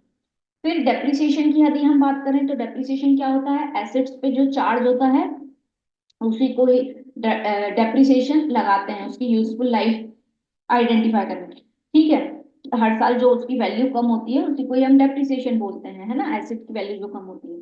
डेप्रिसिएशन यानी एक तरीके का एक्सपेंस है, तो ये प्रॉफिट एंड लॉस अकाउंट के डेबिट में आ जाएगा। और दूसरा, एसेट्स, जिस पर्टिकुलर एसेट्स के ऊपर डेप्रिसिएशन चार्ज हुआ है, जब आप asset side, for example machinery है, मशीनरी को रिकॉर्ड करेंगे तो डेप्रिसिएशन को लेस करके उसको रिकॉर्ड करेंगे। ठीक है, ये इस तरीके से ट्रीटमेंट करेंगे। फिर हम बात करें बेड डेट्स की। बैड डेट्स का मतलब क्या होता है, ऐसा पैसा जो आपका डूब गया है। ठीक है, तो उसको एक तरीके से आप लॉस मानते हो और उसको राइट ऑफ कर देते हो, तो बैड डेट्स क्या होता है, आपके P&L के डेबिट साइड में आ जाएगा। Losses and expenses are debited, इसलिए हम उसको डेबिट कर देंगे। और दूसरा, डेटर्स में से हम क्या करेंगे, उसको लेस कर देंगे कि इतने डेटर्स थे और उसमें से जो है इतने बैड डेट हो गए, डूब गया वो अमाउंट, तो इतने बैड डेट्स हो गए, और इस तरीके से हम बैड डेट्स का ट्रीटमेंट करेंगे। ठीक है, फिर गुड्स ऑन सैंपल। गुड्स जो सैंपल पे दिए गए हैं, यानी आपने आपके गुड्स जो परचेज के लिए लेकर आए थे, कुछ गुड्स उसमें से क्या कर दिया आपने, सैंपल के लिए दे दिए, तो उसका ट्रीटमेंट क्या करेंगे, आपके परचेज को कम करेगा। जो आपने परचेज गुड्स लेकर आए थे उसके परचेज को कम करेगा। तो परचेज कहाँ रिकॉर्ड करते हैं हम, ट्रेडिंग अकाउंट में, है ना। तो ट्रेडिंग अकाउंट में परचेस में से गुड्स ऑन सैंपल को जो है आप लेस कर देंगे। दूसरा, आप गुड्स ऑन सैंपल को क्या मानेंगे कि आपका एक तरीके का खर्चा हो गया है, तो आप प्रॉफिट एंड लॉस अकाउंट में उसको एज एन एक्सपेंस यानी डेबिट साइड शो करेंगे। ठीक है, तो ये इसके दो ट्रीटमेंट हो गए। फिर यार बात करें हम प्रीपेड एक्सपेंसेस की, आउटस्टैंडिंग एक्सपेंसेस की, तो ये जो है इंपॉर्टेंट है, कभी कभी थ्योरेटिकल वे में अलग से इनको पूछ लिया जाता है ना। तो इसको हम डिटेल में डिस्कस कर लेते हैं कि prepaid expenses and outstanding expenses क्या होते हैं। कुछ नहीं खास ऐसा नहीं है, जैसे ये इनकम होती है, अक्रूड इनकम है, अर्नर्ड इनकम, वैसे ये एक्सपेंसेस में जब बात करते हैं तो prepaid expenses and outstanding expenses की बात होती है। तो आइए इसको समझ लेते हैं क्या होते हैं outstanding expenses. The expenses which relate to or incurred in current year but have not been paid, it is expenses due but not paid. Expenses due तो हो रहा है, इस साल का बन रहा है, पर वो पे नहीं किया गया है, उसी को ही हम कहेंगे आउटस्टैंडिंग एक्सपेंसेस। फिर से हम एग्जांपल ले लेते हैं, आपको सैलरी देनी थी, है ना, किसी एम्प्लॉय को, दैट इज सैलरी देनी थी आपको उसको, हम वही मान लेते हैं 12,000 रुपीज देनी थी, 1,000 इंटू 12 मंथ्स की 12,000 सैलरी पे करनी थी। बट आपने जो है उसको सैलरी जो है इस बार जो दी है दैट इज 11,000 सैलरी दे दी है। अब उसकी बन कितनी रही है 12,000, बट आपने दी कितनी है 11,000, यानी 1,000 आपको और ज्यादा उसको देनी है। यानी आपका टोटल एक्सपेंसेस ड्यू कितना हो रहा है 12,000, लेकिन वो पे कितना किया गया है दैट इज 11,000, यानी 1,000 उसमें और हमें देना है। तो हम इस तरीके से लिखेंगे कि सैलरी पेड, सैलरी कितनी पे की है आपने दैट इज 11,000, ये तो हमें रुपीस में दिख रही है, ठीक है। और आउटस्टैंडिंग यानी और देनी कितनी है पर्टिकुलरली इस ईयर से रिलेटेड दैट इज 1,000, यानी टोटल सैलरी हमारी बन रही है 12,000। इस तरीके से हम करंट ईयर का पूरा हिसाब दिखाएंगे कि 11,000 हम दे चुके हैं और 1,000 जो है हम देने वाले हैं दैट इज आउटस्टैंडिंग यानी ड्यू है, हमने दिए नहीं है। इस तरीके से आप आपका रिकॉर्डिंग शो करेंगे, ठीक है। ऐसे ही होते हैं, यस, इसका इसकी जनरल एंट्री पे यदि हम बात करें आउटस्टैंडिंग एक्सपेंसेस क्या है, एक तरीके की आपको देना था एक्सपेंसेस बट आपने दिया नहीं है, यानी कि आपके लिए क्या हो गया एक तरीके की लाइबिलिटी हो गई जो आपको देना है। तो इसलिए इसको आउटस्टैंडिंग एक्सपेंसेस क्या होते हैं that is liability for you. और इसकी जनरल एंट्री की अगर बात करें तो आउटस्टैंडिंग लाइबिलिटी, जब लाइबिलिटी बढ़ती है तो हम उसको क्या करते हैं क्रेडिट करते हैं। तो टू आउटस्टैंडिंग एक्सपेंसेस को जो है हमने क्रेडिट कर दिया। वहीं यदि हम बात करें एक्सपेंसेस की, तो आपके एक्सपेंसेस बढ़ रहे हैं कि नहीं 1,000 से, कि आपको वो एक्सपेंसेस पे करने हैं। तो एक्सपेंसेस बढ़ते हैं तो उसको डेबिट करते हैं और लाइबिलिटी बढ़ती है तो उसको क्रेडिट करते हैं। तो ये उसकी हमने जनरल एंट्री कर दी, expenses account debit to outstanding expenses. ये कब करते हैं हम ईयर एंड में, जब हमें हमारी एक्चुअली में वो अमाउंट जो है ड्यू है, जब इसकी रिकवरी होती है नेक्स्ट ईयर में जो है हम ओपनिंग एंट्री कर इसकी ही अपोजिट एंट्री कर देते हैं जब उसका पेमेंट हो जाता है ना। जब पेमेंट हो जाता है तो हम उसकी ये इस तरीके से एंट्री कर देते हैं जस्ट उसकी अपोजिट, ठीक है। अब इसी का ही अपोजिट प्रीपेड एक्सपेंसेस, ऐसे एक्सपेंसेस जिस जो कि आपको देने थे 12 मंथ्स के, लेकिन आपने जो है एडवांस पेमेंट कर दिया है। क्या किया है एडवांस पेमेंट कर दिया है, उसी को ही हम क्या बोलेंगे प्रीपेड एक्सपेंसेस। ओके, जैसे कि हम बात करें प्रीपेड में आपका आ जाएगा इंश्योरेंस। आपको इंश्योरेंस भरना था 12 मंथ्स का, आपने इंश्योरेंस भर दिया, आपने 2 सालों का साथ में इंश्योरेंस भर दिया है ना 2 इयर्स का, यानी आपने इंश्योरेंस कितने का भर दिया है 24 मंथ्स का। लेकिन हम करंट ईयर की अकाउंटिंग कर रहे हैं, हमें कितने मंथ्स का चाहिए 12 मंथ्स का ही चाहिए। तो जो बाकी के 12 मंथ्स का है उसको हम डिडक्ट कर देंगे, यानी आपने कोई एक्सपेंसेस का पेमेंट जो है एडवांस में ही दे दिया है, उसे हम कहेंगे प्रीपेड एक्सपेंसेस। फॉर एग्जाम्पल जैसे कि मैंने बोला आपने इंश्योरेंस जो है 2 इयर्स का पे कर दिया है दैट इज 24,000 रुपीज जो है आपने पेमेंट कर दिया है। लेकिन हमें इस साल का ही रिकॉर्ड करना है, तो हम किस तरीके से रिकॉर्ड करेंगे कि इंश्योरेंस टोटल लिखोगे आप 24,000, ये पेमेंट दिख रहा है, लेकिन उसमें से प्रीपेड कितना है एडवांस कितना है दैट इज 2 सालों का अगर 24,000 है तो एक साल का कितना हो जाएगा 12,000। तो ये 12,000 जो है प्रीपेड एक्सपेंसेस नेक्स्ट ईयर के जो हमने पे कर दिया उसको हटा देंगे और बाहर अमाउंट जो है 12,000 लिख देंगे। यानी आउटस्टैंडिंग एक्सपेंसेस हमेशा ऐड होते हैं उस पर्टिकुलर एक्सपेंसेस में जब हम प्रॉफिट एंड लॉस अकाउंट बनाएंगे, और प्रीपेड एक्सपेंसेस जो हैं हमेशा लेस होंगे। इसको पढ़ते हैं। when the payment of expenses are made in advance and the service are not fully received, जिस तरीके से कि आपने इंश्योरेंस का पेमेंट तो कर दिया है लेकिन उसकी सर्विस तो हमें नेक्स्ट ईयर ही मिलेगी, तो on date of preparing final such expenses are known as prepaid expense, यानी आपने पहले ही पे कर दिया है। अब जैसे आउटस्टैंडिंग एक्सपेंसेस आपकी लायबिलिटी होती है, वैसे ही प्रीपेड एक्सपेंसेस क्या होते हैं आपके एसेट्स। एसेट्स जब बढ़ते हैं तो उसको हम क्या करते हैं, डेबिट। ओके। और आपने एक तरीके से पेमेंट कर दिया है यानी एक्सपेंसेस क्या कर दिए, कम कर दिए, तो एक्सपेंसेस जब कम होते हैं तो उसको क्या करते हो, क्रेडिट। तो इसकी जनरल एंट्री देखते हैं। प्रीपेड एक्सपेंसेस आपकी एसेट हो रही है, ये बढ़ रही है, तो उसको हमने कर दिया है डेबिट। ओके। वहीं एक्सपेंसेस जो हैं आपके घट रहे हैं, आपने एडवांस में ही पेमेंट कर दिया है तो इसलिए वो हो रहे हैं क्रेडिट। और जब इसका पेमेंट हो जाएगा नेक्स्ट ईयर में हम इसकी अपोजिट एंट्री कर देंगे। ठीक है, ये इसकी ये बात हो गई। अब प्रॉफिट एंड लॉस अकाउंट जब हम बनाएंगे तब इसका ट्रीटमेंट क्या होगा, तो इस तरीके से सपोज सैलरी है और वो आउटस्टैंडिंग है तो वो ऐड हो जाएगी। ठीक है।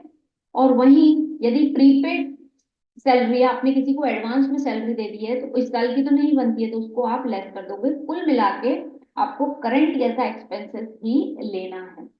ठीक है। अब outstanding expenses and prepaid expenses में क्या डिफरेंस होता है, इससे रिलेटेड जो है क्वेश्चन पूछा गया है आपकी एग्जामिनेशन में, है ना। तो इसको भी हम एक बार देख लेते हैं। Difference between outstanding and prepaid expenses, basis of difference outstanding expenses and prepaid expenses. यदि हम पहला डिफरेंस कुछ निकालें तो recording in balance sheet, balance sheet में जो है इसको कहाँ रिकॉर्ड करते हैं, तो आउटस्टैंडिंग एक्सपेंसेस जो है लायबिलिटीज होती हैं आपकी, और वहीं प्रीपेड एक्सपेंसेस जो हैं आपके एसेट्स होते हैं। ठीक है। फिर यदि हम बात करें सेकंड की, recording in profit and loss account की, यदि हम बात करें कि प्रॉफिट एंड लॉस अकाउंट में इसको क्या ट्रीटमेंट होता है, it is deducted from it is deducted from the concerned item, जो आइटम होगा जिसके लिए आपको आउटस्टैंडिंग दिया गया है उससे लेस कर देंगे, सॉरी ऐड कर देंगे। It is added from the added to concern item. ठीक है। वही प्रीपेड एक्सपेंस की यदि हम बात करें तो it is deducted from concern account. ऐसा क्यों, क्योंकि एडवांस दिया गया है और हमें तो इस साल का ही चाहिए तो इसलिए जो है हम उसको डिडक्ट कर देंगे। जैसे कि ये हमने बनाया प्रॉफिट एंड लॉस अकाउंट, ये सैलरी है। फिर से हम बात कर रहे हैं क्योंकि थोड़ा सा कंसेप्ट टिपिकल पड़ता है। आउटस्टैंडिंग सैलरी है यानी ये आपको सपोज 9 मंथ्स की है तो 3 मंथ्स की शो करके इस तरीके से हमने 12 मंथ्स का हमारा पूरा हमें एक्सपेंस शो करना है। वही हो सकता है आपने एडवांस पे कर दिया है तो प्रीपेड है, सपोज सैलरी है आइटम और आपने इसकी एडवांस पेमेंट कर दी है जितने भी मंथ्स की, तो उसको जो है आप इसमें से हटा देंगे ताकि एक्चुअल प्रॉफिट आपको इस साल का कितना हुआ है वो पता पड़े। ठीक है, ये हो गया। अब जो है नेक्स्ट हम बात करें, लिखिए आप third adjustment entry. Adjustment entry क्या करेंगे, तो ये अभी हम देख के आए हैं आउटस्टैंडिंग एक्सपेंसेस की और प्रीपेड एक्सपेंसेस की। क्या एंट्री देखी हमने, expenses account debit to outstanding expenses, और उसके ही अपोजिट प्रीपेड की क्या देखी, prepaid expenses account debit to expenses account. ठीक है। अब हम फोर्थ देखें, बेसिस ऑफ डिफरेंस तो टाइम पीरियड, ये जो है किससे रिलेटेड होते हैं आउटस्टैंडिंग एक्सपेंस, तो आउटस्टैंडिंग एक्सपेंस तो करंट ईयर से रिलेटेड है बट वो रिसीव नहीं हुआ है। वहीं यदि हम प्रीपेड एक्सपेंसेस की बात करें तो ये जो है नेक्स्ट ईयर से रिलेटेड होता है और वो हमें इसी साल मिल गया है इसलिए उसको हम डिडक्ट भी करते हैं। ठीक है। अब लिखिए आप फिफ्थ, पेमेंट आउटस्टैंडिंग एक्सपेंसेस का पेमेंट जो है नहीं हुआ होता है इसलिए हम उसको रिकॉर्ड करते हैं, और इसका जो है ऑलरेडी हो चुका होता है या फिर हम बोले एडवांस पेमेंट इज मेड इसलिए जो है उसकी रिकॉर्डिंग की जाती है। तो ये है आउटस्टैंडिंग एंड प्रीपेड एक्सपेंसेस के बीच में डिफरेंस। यदि क्वेश्चन आता है थ्योरेटिकली तो आप जो है उसको करके आना, और प्रैक्टिकली भी आता है तो इसका ट्रीटमेंट हमें पता है कि यदि आउटस्टैंडिंग एक्सपेंसेस है तो वो P&L में ऐड हो जाएगा और बैलेंस शीट में जो है वो लायबिलिटी साइड आ जाएगा। वहीं प्रीपेड एक्सपेंसेस है तो वो जो है प्रॉफिट एंड लॉस में लेस हो जाएगा उस पर्टिकुलर आइटम में से, और एसेट साइड जो है उसकी रिकॉर्डिंग की जाएगी, जिसमें अभी हम क्वेश्चन भी एक देख लेंगे, प्रैक्टिकल क्वेश्चन, ताकि हमको कंसेप्चुअली समझ में आ जाए कि किस तरीके से जो है इसका ट्रीटमेंट किया जाता है। क्वेश्चन सॉल्व करने से पहले एक कंसेप्ट आता है मैनेजर कमीशन। अब मैनेजर्स कमीशन का मतलब क्या होता है, कभी कभी बिजनेस के प्रॉफिट को बढ़ाने के लिए जो है मैनेजर को लालच दिया जाता है कि यदि आप थोड़ा सा और सेल्स करेंगे तो हम आपको जो है एक्स्ट्रा कमीशन देंगे हमारे प्रॉफिट पे, यदि हमारा प्रॉफिट बढ़ेगा तो हम आपको प्रॉफिट पे कमीशन देंगे। तो इस प्रॉफिट का ट्रीटमेंट जो है कमीशन निकालने के दो वेज होते हैं, उसको हम देखते हैं। सबसे पहले देखिए हम मैनेजर्स कमीशन क्या होता है। Managers commission, to increase the profit of the business the manager is given some percentage of commission on profit। ठीक है, प्रॉफिट को बढ़ाने के लिए मैनेजर को कमीशन दिया जाता है कुछ परसेंटेज प्रॉफिट्स पे, उसी को ही हम मैनेजर्स कमीशन कहते हैं। अब इसका ट्रीटमेंट क्या होता है, if a fix percentage on net profit before deducting such commission. यदि आपको क्वेश्चन में इस तरीके से दिया जाता है मैनेजर्स कमीशन को लेकर कंसेप्ट कि मैनेजर की कमीशन है, managers commission on net profit 5% on net profit before deducting such commission, तो तब आपको ये फॉर्मूला लगाना है, commission profit before deducting commission into rate of commission, for example 5% और डिवाइडेड बाय 100। ठीक है, ये प्रॉफिट बिफोर डिडक्टिंग कमीशन ये कैसे निकालेंगे ये अभी हम प्रैक्टिकल करेंगे तो उसमें समझ में आ जाएगा। ठीक है, यही चीज जो है आपको यदि इस बिफोर की जगह आफ्टर दे दिया गया है, if given fixed percentage on net profit after deducting such commission, यदि आपकी कमीशन को जो है आफ्टर चार्जिंग यदि दिया गया है कि for example managers commission is 5% on net profit after deducting such commission, तब आप क्या फॉर्मूला लगाएंगे, सेम ऐसा ही profit before deducting commission, rate of commission for example 5% है, नीचे क्या करेंगे 100 में वो रेट को आप ऐड कर देंगे और उससे डिवाइड करेंगे। दैट मीन्स आप डिवाइड किससे करेंगे, 105 से डिवाइड करेंगे। जो भी परसेंटेज हो सकता है कमीशन का परसेंट 10 है तो आप 110 से जो है नीचे इंटू करेंगे यदि आफ्टर दिया है तो, और बिफोर दिया है तो आप क्या करेंगे जो है 100 से ही डिवाइड करेंगे और ऊपर परसेंटेज पुटअप होगा। ठीक है, अब जो है हम एक क्वेश्चन कर लेते हैं practical question, so that we could have a clarity over the, जितना भी हमने एडजस्टमेंट पढ़े, जितनी भी हमने एक्सपेंसेस इनकम के बारे में बात की, अब हम उसकी प्रैक्टिकलिटी के ऊपर बात करते हैं। तो ये हमारे सामने क्वेश्चन दिया गया है, the following trial balance has been under, trial balance दिया गया है, ये हमें ट्रायल बैलेंस के डेबिट साइड के आइटम दी गए हैं और ये क्रेडिट साइड के आइटम दे दिए गए हैं, और नीचे आपको एडजस्टमेंट दिए गए हैं जैसे कि अभी हमने बात की थी एडजस्टमेंट से रिलेटेड। ठीक है, अब जो है हम इसको हमारे फॉर्मेट बनाते हैं, पहले क्वेश्चन को देख लेते हैं क्या क्या पूछा जा रहा है क्वेश्चन में। ओके, एडजस्टमेंट क्या दिए हैं, depreciation interest on loan salary insurance provision for bad debts and provide manager commission, closing stock 31 दिसंबर 2016 का दिया है। आपको क्या बनाना है, prepare trading and profit and loss account for the year and 31/12/2016 and also balance sheet. हमें P&L account and balance sheet यानी complete question जो है हम सॉल्व करेंगे। तो सबसे पहले हम बना लेते हैं trading and profit and loss account.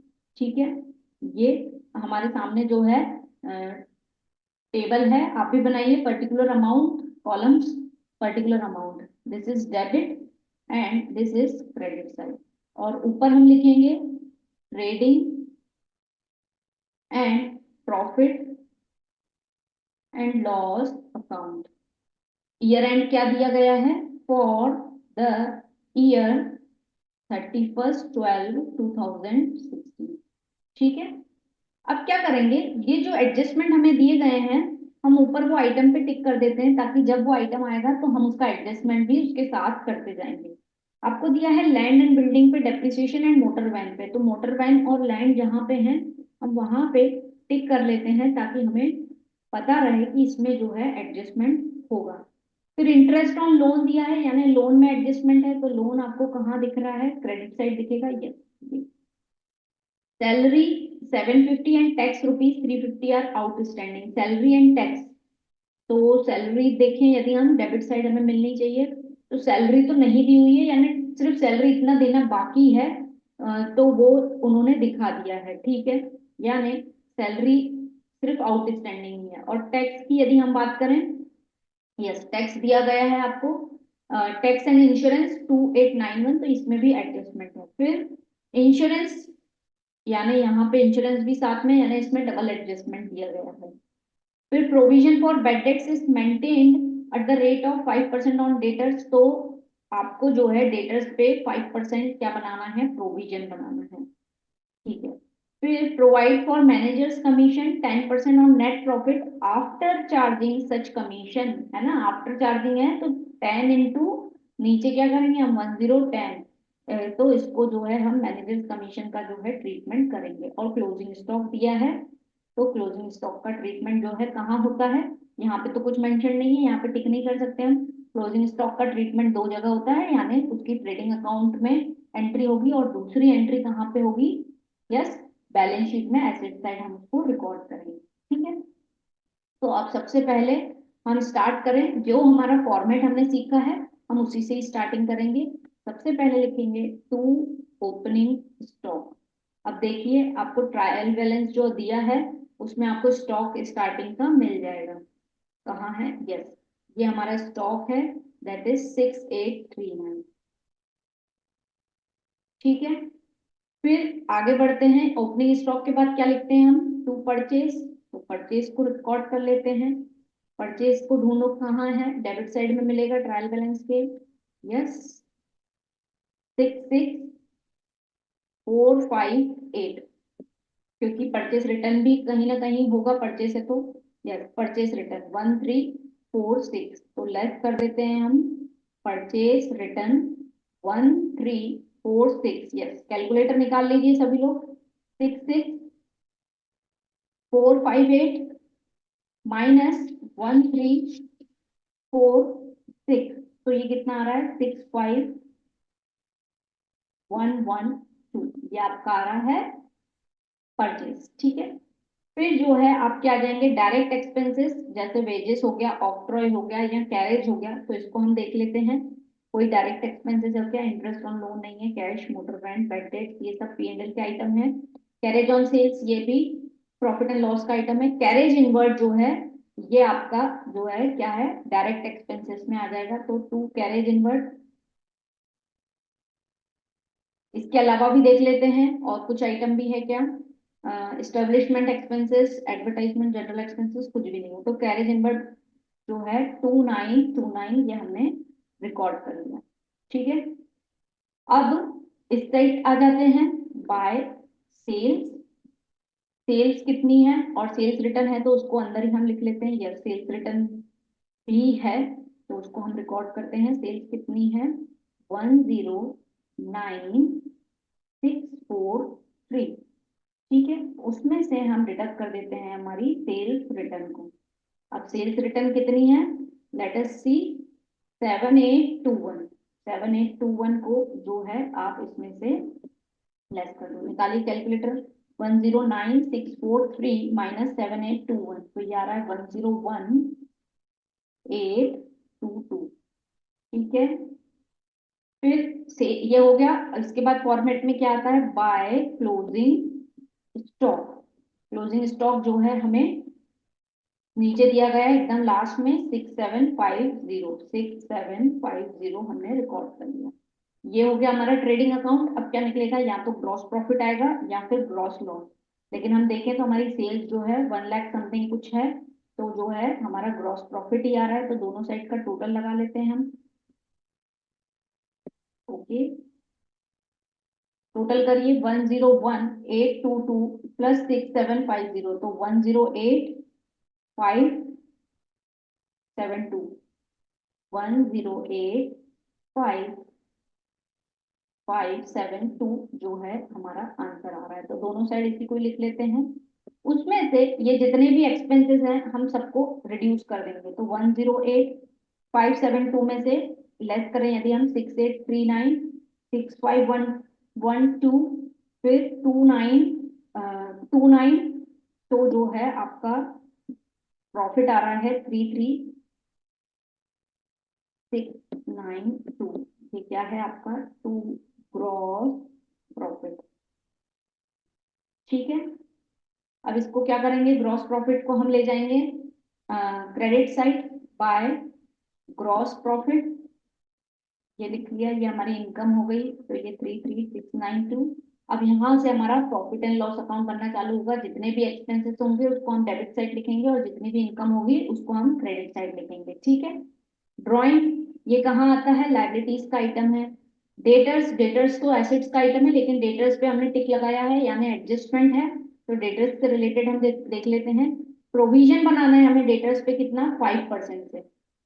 ठीक है, यदि आपको ऑलरेडी बैड डेट्स दिए गए हैं और नया प्रोविजन आप बना रहे हैं तो वो बैड डेट्स में ऐड हो जाते हैं। तो हम सबसे पहले लिख लेते हैं, यदि बैड डेट्स हमारे क्वेश्चन में है तो यस, बैड डेट दिए गए हैं to bad debts that is 525, और हमें नया प्रोविजन बोला गया है डेटर्स के ऊपर 5% बनाने के लिए, तो वो जो है इसमें ऐड हो जाएगा to provision on bad debts. 5% यानी 19500 का 5% निकाल लीजिए, कितना आ रहा है, दैट इज 975। इसको टोटल करें हम 10 फिर 10 एंड 1500 जो है इसका टोटल आ रहा है। ठीक है, इसमें हमें देखना है और कुछ है क्या डेटर से रिलेटेड या प्रोविजन से रिलेटेड, तो उसको भी हम देख लेते हैं, एक बार चेकआउट कर लेते हैं। इधर बैड डेट्स हो गया, establishment expenses, creditors, purchase return, provision for bad debts दिया गया है हमें 710 रुपए, यानी ये पहले का प्रोविजन बना हुआ है। तो दोस्तों जब भी बैड डेट्स का ट्रीटमेंट हम करते हैं तो बैड डेट्स में नए प्रोविजन जो है ऐड हो जाता है और ओल्ड प्रोविजन जो है माइनस हो जाता है। तो बैड डेट्स में हमने नए प्रोविजन को तो ऐड कर दिया और पुराने प्रोविजन को हम लेस कर देते हैं या फिर उसको क्रेडिट साइड लिखते हैं, बट बेटर है कि एक ही एक्सपेंस से रिलेटेड जो है यदि आइटम दिए गए हैं तो हम उसकी साथ में रिकॉर्डिंग कर लें। तो 710 को जो है हम लेस कर देंगे, तो ये कितना हो जाएगा आपका 790। 1500 में से 710 जाएंगे तो 790 रुपए आपके आ जाएंगे। ठीक है, अब आपका नेक्स्ट एक्सपेंसेस की यदि हम बात करें तो डेटर्स पे बात हो गई। Interest on loan, interest on loan हमारा लोन पे जो है टिक किया हुआ है, दैट मीन्स हमारा क्या है, इस पे हमें वो दिया गया है एडजस्टमेंट, तो हम लिखें टू इंटरेस्ट ऑन लोन, ये कितना है 300। और आपको लोन से रिलेटेड क्या कहा गया है, इंटरेस्ट ऑन लोन एडजस्टमेंट में second point, interest on loan कितना है 6% per annum is unpaid for 6 month के लिए अनपेड है ना, आपका एक्सपेंस जो है अभी क्या है, आउटस्टैंडिंग है 6 मंथ्स के लिए, तो इंटरेस्ट ऑन लोन निकाल लेते हैं हम। तो लोन कितना है आपका 9500, उससे 6% बोला है और 6 मंथ का ही ड्यू है, तो वो निकाल लीजिए इसको। 9500 इंटू 6/100 इंटू 6/12, तो ये कितना आ रहा है आपका 285। ठीक है, ये आउटस्टैंडिंग है, नहीं पे किया गया है लेकिन इसी साल का है इसलिए हमने इसको इसमें इंक्लूड कर लिया, ये हो गया आपका 585। ठीक है, अब जो है आगे बढ़ते हैं। Cash in hand, cash at bank, ये एसेट्स के आइटम है, स्टॉक हो गया। Motor van and land and building यानी इस पे डेप्रिसिएशन चार्ज होगा, तो टू डेप्रिसिएशन ऑन लैंड कितना है 12,000 अमाउंट है और डेप्रिसिएशन कितने से लगाना है लैंड एंड बिल्डिंग पे 2.5%, तो 12,000 का 2.5% यदि हम निकालें तो ये कितना आ जाएगा आपका 300। ठीक है, ऐसे ही मोटर का निकाल लेते हैं, मोटर है कि क्या है, मोटर वैन है, हाँ। To depreciation on motor van, ये कितना दिया गया है आपको 10,000, और 10,000 का कितना परसेंट दिया गया है मोटर वैन पे जो है 20% है, तो 10,000 का 20% तो आराम से 2,000 ऐसे ही निकल जाएगा। ठीक है, ये आ गया आपका डेप्रिसिएशन से रिलेटेड। फिर बैड डेट्स हो गया, purchase sales return, carriage on sales आपका एक एक्सपेंस है तो उसको एज इट इज आप रिकॉर्ड कर देंगे कैरेज ऑन सेल्स, कितना है 2404, ठीक है। फिर कैरेज ऑन सेल्स हो गया, फिर एस्टेब्लिशमेंट एक्सपेंसेस 9097 जो है हम अमाउंट लिख लेते हैं 9097, और यहाँ पे लिख लेते हैं हम टू एस्टेब्लिशमेंट एक्सपेंसेस, यानी जितने भी एक्सपेंसेस हैं सभी हमें डेबिट में लिखने हैं, और जिसमें एडजस्टमेंट है उसमें एडजस्टमेंट करते जाना है। फिर टैक्स एंड इंश्योरेंस से रिलेटेड डबल टिक है, दो एडजस्टमेंट दिए गए हैं तो उसको हम कर लेते हैं। तो टू टैक्स एंड इंश्योरेंस कितना दिया गया है हमें 2891।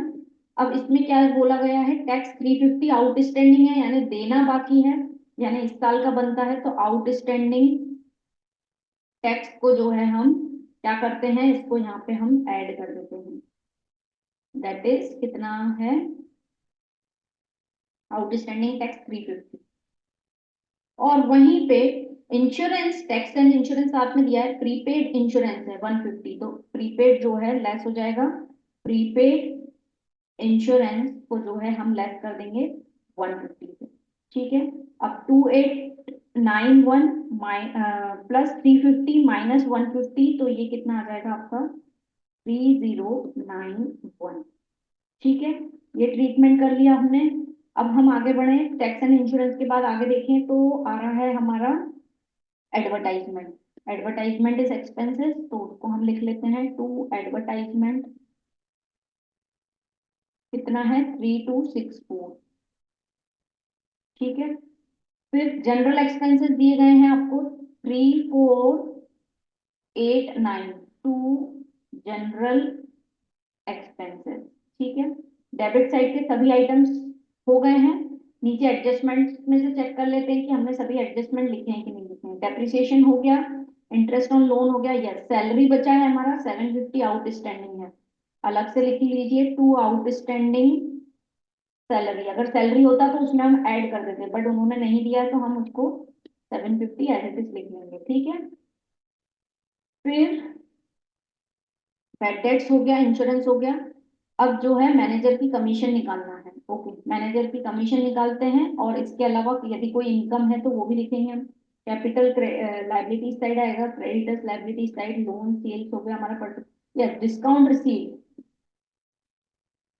बाय, डिस्काउंट हमारी इनकम है, तो डिस्काउंट रिसीव्ड जो है कितना आ जाएगा आपका अमाउंट, दैट इज 540। वहीं यदि हम बात करें डिस्काउंट रिसीव्ड के बाद बिल्स पेबल, तो लायबिलिटीज का आइटम है, और फिर आ रहा है आपका last, that is rent received 250 bye rent received 250, ठीक है। अब हमें टोटल लगाना है, और अभी जो है हमारी मैनेजर की कमीशन जो है बची हुई है, ठीक है। हमें ध्यान देना है, मैनेजर की कमीशन जो है हमें निकालना है। ये दोस्तों मैनेजर की कमीशन जो है हम ऊपर कर लेते हैं, ताकि जो है हमें यहाँ पे एक ही जगह पे समझ में आ जाए, क्योंकि हम नेक्स्ट पेज पे जाएंगे तो हमें कंफ्यूजन हो जाएगा कि मैनेजर की कमीशन कैसे निकल रही है, ठीक है। यदि आपको क्वेश्चन आ रहा है और आपको दिक्कत हो रही है जगह की, तो आप नेक्स्ट पेज पे जाना है ना। यहाँ पे हम समझने के लिए कर रहे हैं, इसलिए जो है हम उसको यहीं पे सॉर्ट कर देते हैं, ठीक है। तो मैनेजर की कमीशन जो है हम यहाँ पे निकाल लेते हैं, टू मैनेजर्स कमीशन। अब मैनेजर्स कमीशन कैसे निकालते हैं, net profit after before deducting such commission, तो जितना भी क्रेडिट में से डेबिट लेस करोगे उसका जो डिफरेंस आएगा उस पे वो परसेंटेज चार्ज करना है, ठीक है। तो पहले तो आप टोटल लगा लीजिए, क्रेडिट साइड का टोटल कितना आ रहा है, तो 83692, सॉरी 33692 प्लस 540 प्लस 250, तो यदि हम इसके टोटल की बात करें तो ये कितना आ रहा है आप टोटल, दैट इज 34482 जो है हमारा क्रेडिट साइड का टोटल आ रहा है। अब क्रेडिट साइड में जो इनकम साइड है उसमें पूरे के पूरे एक्सपेंसेस हम लेस करेंगे, और उस पे मैनेजर की कमीशन जो है चार्ज होगी, ठीक है, क्योंकि नेट प्रॉफिट आफ्टर चार्जिंग सच कमीशन कहा गया है। तो अब 34482 में से हम ये जो पूरे एक्सपेंसेस हैं डेबिट साइड के, इसको हम लेस करेंगे, -792 सॉरी 790, फिर 585, फिर 300, 2000, फिर 24049097, ओके। फिर 3091 को लेस कर देते हैं, 32643489, और ये आ गया आपका 750। तो ये टोटल कितना आ रहा है आपका, दैट इज 8712, है ना। 34482 में से हमने डेबिट साइड का पूरा लेस किया तो हमारे पास बच रहा है 8712। अब ये 8712 में एक तो मैनेजर की कमीशन है, और इसमें से मैनेजर की कमीशन यदि लेस कर देंगे तो बाकी का बचेगा जो होगा हमारा प्रॉफिट, ठीक है। तो अब ये 8712 जो आया है इस पे निकलेगी हमारी मैनेजर की कमीशन, तो उसको सॉल्व कर लेते हैं। मैनेजर्स कमीशन इक्वल्स टू, तो इसको नेट प्रॉफिट आफ्टर चार्जिंग सच कमीशन, तो 8712 इनटू 10 आफ्टर दिया है तो 1010, तो इसको सॉल्व करें 8712 इनटू 10 अपॉन में 110, तो ये आ जाएगी आपकी कमीशन, दैट इज 792। आपने मैनेजर को कमीशन दी है प्रॉफिट में से, तो 8712 में से जो है आपने 792 मैनेजर को दे दी, बाकी का बचा हुआ आपका प्रॉफिट हुआ। 792 क्या है आपके लिए एक्सपेंसेस है, यहाँ पे आ जाएगा टू मैनेजर कमीशन, देना बाकी है अभी दिया नहीं है, है ना, इसलिए एडजस्टमेंट में दिया है 792, इसको लिख लिया। अब इसके बाद जो है बाकी का क्या बचेगा, टू प्रॉफिट आ जाएगा आपका, तो डेबिट में से क्रेडिट लेस कर लेंगे तो क्या आ जाएगा, ऑलरेडी हमने डेबिट में से क्रेडिट लेस कर लिया था, 8712 आया, उसमें से कमीशन हटा देंगे तो जो है आपका प्रॉफिट कितना आ जाएगा, दैट इज 7920। तो प्रॉफिट जो है मैं यहाँ लिख लेती हूँ, टू प्रॉफिट जिसको हम कहते हैं नेट प्रॉफिट, ठीक है, दैट इज 7920, जो कि मैनेजर्स कमीशन के यहाँ पे नीचे आएगा, ठीक है। यहाँ पे स्पेस के कारण जो है हमने एक ही पेज पे हम समझ रहे इसलिए हमने ऐसा किया, ठीक है। आप क्या लिखोगे, जहां हमारी आउटस्टैंडिंग सैलरी लिखी हमने 750, उसके नीचे टू मैनेजर्स कमीशन जो कि आ रहा है हमारा 792, और उसके बाद जो है आपका प्रॉफिट आ जाएगा to net profit, that is 7920, ठीक है। नेट प्रॉफिट कैसे निकालते हैं, क्रेडिट में से डेबिट आइटम्स को लेस करते हैं, तो ऑलरेडी हमने कर लिया था 8712, उसमें से मैनेजर की कमीशन को हटा दिया। और मैनेजर की कमीशन कैसे निकलती है, मैनेजर की कमीशन जो है प्रॉफिट पे निकालना है, तो इसलिए हमने पहले प्रॉफिट निकाला, उसके बाद मैनेजर की कमीशन आई, अब वो मैनेजर की कमीशन भी उस प्रॉफिट में से हट जाएगी तो बाकी का हमारा एक्चुअल प्रॉफिट आ जाएगा, ठीक है। अब हमारा प्रॉफिट कितना है और कमीशन, कमीशन मैनेजर कमीशन की दो ट्रीटमेंट होंगे, एक तो हमने P&L में लिख लिया एक्सपेंस मान के, देना अभी बाकी है, यानी हमें देना है, पे करना है, दैट मींस लायबिलिटी साइड आएगा, तो इसको जो है हम नेक्स्ट पेज पे लायबिलिटीज में हम मैनेजर्स कमीशन जो है लिख लेते हैं, दैट इज 792, और दूसरा जो है मैंने प्रॉफिट जो है 7920 जो है हम लिख के रख लेते हैं, ठीक है। तो ये जो है अब हम बैलेंस शीट बना लेते हैं, ये हमारे सामने जो है हम बैलेंस शीट क्रिएट कर लेते हैं फॉर 31 दिसंबर 2016, ठीक है। ये लाइबिलिटी, ये अमाउंट, हमारा प्रॉफिट लिख लेते हैं हम, कितना आया था 7920, और मैनेजर की कमीशन कितनी आई थी, दैट इज 792, ठीक है। अब बैलेंस शीट बनाते हैं, तो बैलेंस शीट में सबसे पहले आ जाएगा हमारा कैपिटल। कैपिटल कहाँ दिया हुआ है आपको, क्रेडिट साइड मिल जाएगा, दैट इज 28,000। अब इस कैपिटल में नेट प्रॉफिट है तो उसको हम ऐड कर देते हैं, तो नेट प्रॉफिट है हमारे क्वेश्चन में जो हमने निकाला है 7920, ठीक है। फिर जो है नेट प्रॉफिट के बाद यदि ड्रॉइंग्स है तो वो हम लेस कर देंगे, तो ड्रॉइंग्स को लेस कर देंगे, दैट इज 3000, इसको हम ब्रैकेट बना के लिख लेते हैं। इंटरेस्ट ऑन कैपिटल यदि है तो वो जो है क्या हो जाएगा, ऐड हो जाएगा, तो इंटरेस्ट ऑन कैपिटल दिया हुआ है कि हमारे एडजस्टमेंट में, इंटरेस्ट ऑन लोन है नहीं दिया हुआ है, और इंटरेस्ट ऑन ड्रॉइंग भी नहीं दिया हुआ है, तो इसको हम टोटल कर लेंगे 28,000 प्लस 7920 माइनस 3000, तो ये कितना आ जाएगा आपका 32,920, ठीक है। ये हो गई हमारे कैपिटल का ट्रीटमेंट। उसके बाद जो है ये ड्राइंग्स हो गया, डेटर्स हमारा एसेट साइड जाएगा, motor van credit side item, sorry इधर देखना है, कैपिटल हो गया। क्रेडिटर्स को लिख लेते हैं हम। क्रेडिटर्स के लिए कुछ भी हमारे पास एडजस्टमेंट नहीं था तो उसको एज इट इज 10401 जो है हम लिख लेते हैं। क्रेडिटर्स के बाद क्या था हमारा, लोन। तो लोन जो है उसमें एडजस्टमेंट था तो लोन जो है हम 9500 अंदर साइड लिख लेते हैं। और इंटरेस्ट ऑन लोन जो है आपको दिया हुआ है 6% पर एनम से 6 मंथ ड्यू था, जो हमने आउटस्टैंडिंग लोन करके लिखा था, है ना। तो आउटस्टैंडिंग लोन या लोन अनपेड के नाम से भी, तो 6 मंथ 9500 का 6% से 6 मंथ के लिए कितना आ जाएगा आपका 285। तो ये आ जाएगा आपका 9785। ठीक है, ये हमने वहां पे एक एडजस्टमेंट किया, दूसरा एडजस्टमेंट बैलेंस शीट में हुआ।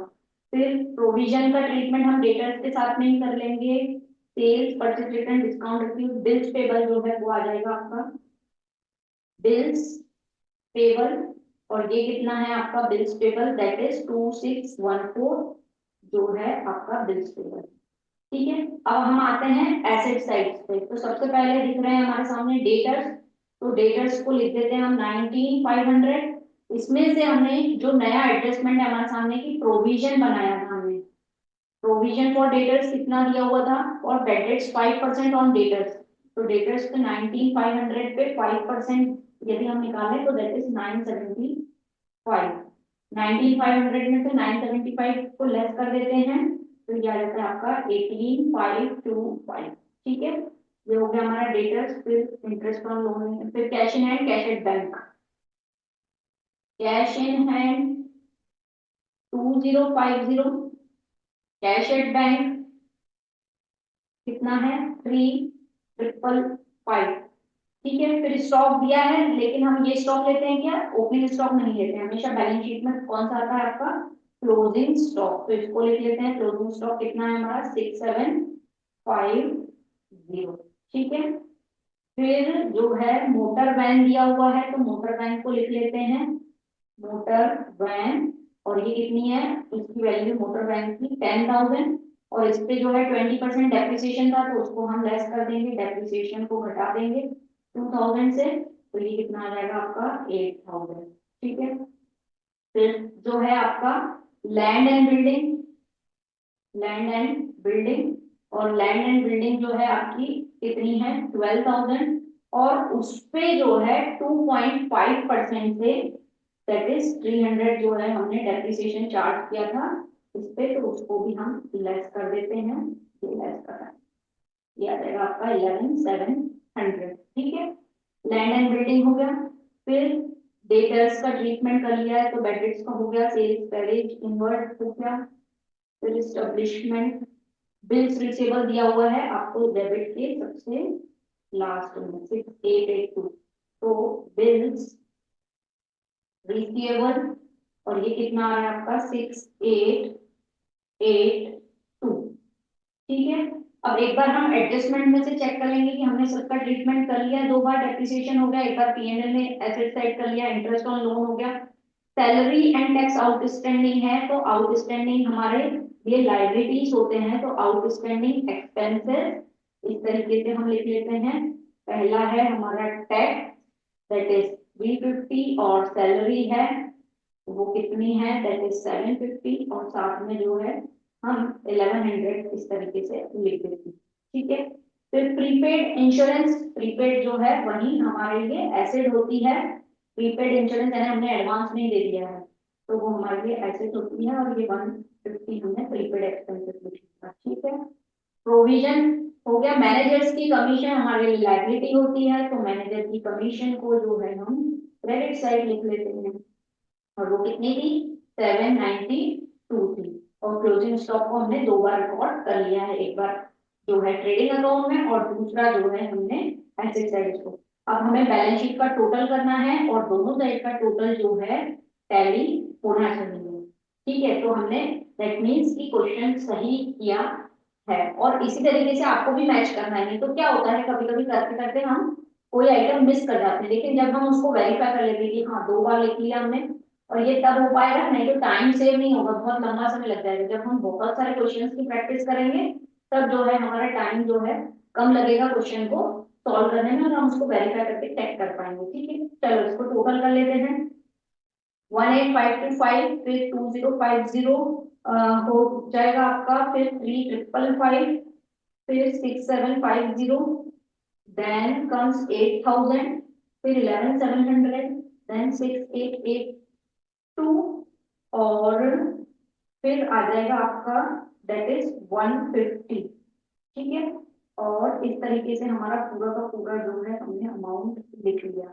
तो ये कितना आ रहा है टोटल हमारा, 5,7,6,1,2 जो है इस एसेट साइड का टोटल आ रहा है। अब लायबिलिटी साइड का टोटल कर लें, उसका भी यही टोटल आना चाहिए, 32,920, फिर 10,401, 9,785, देन 2,614, देन 750 प्लस 350 यानी 1100, फिर 790, तो ये आ रहा है आपका, ये भी जो है दैट इज 5,7,6,1,2।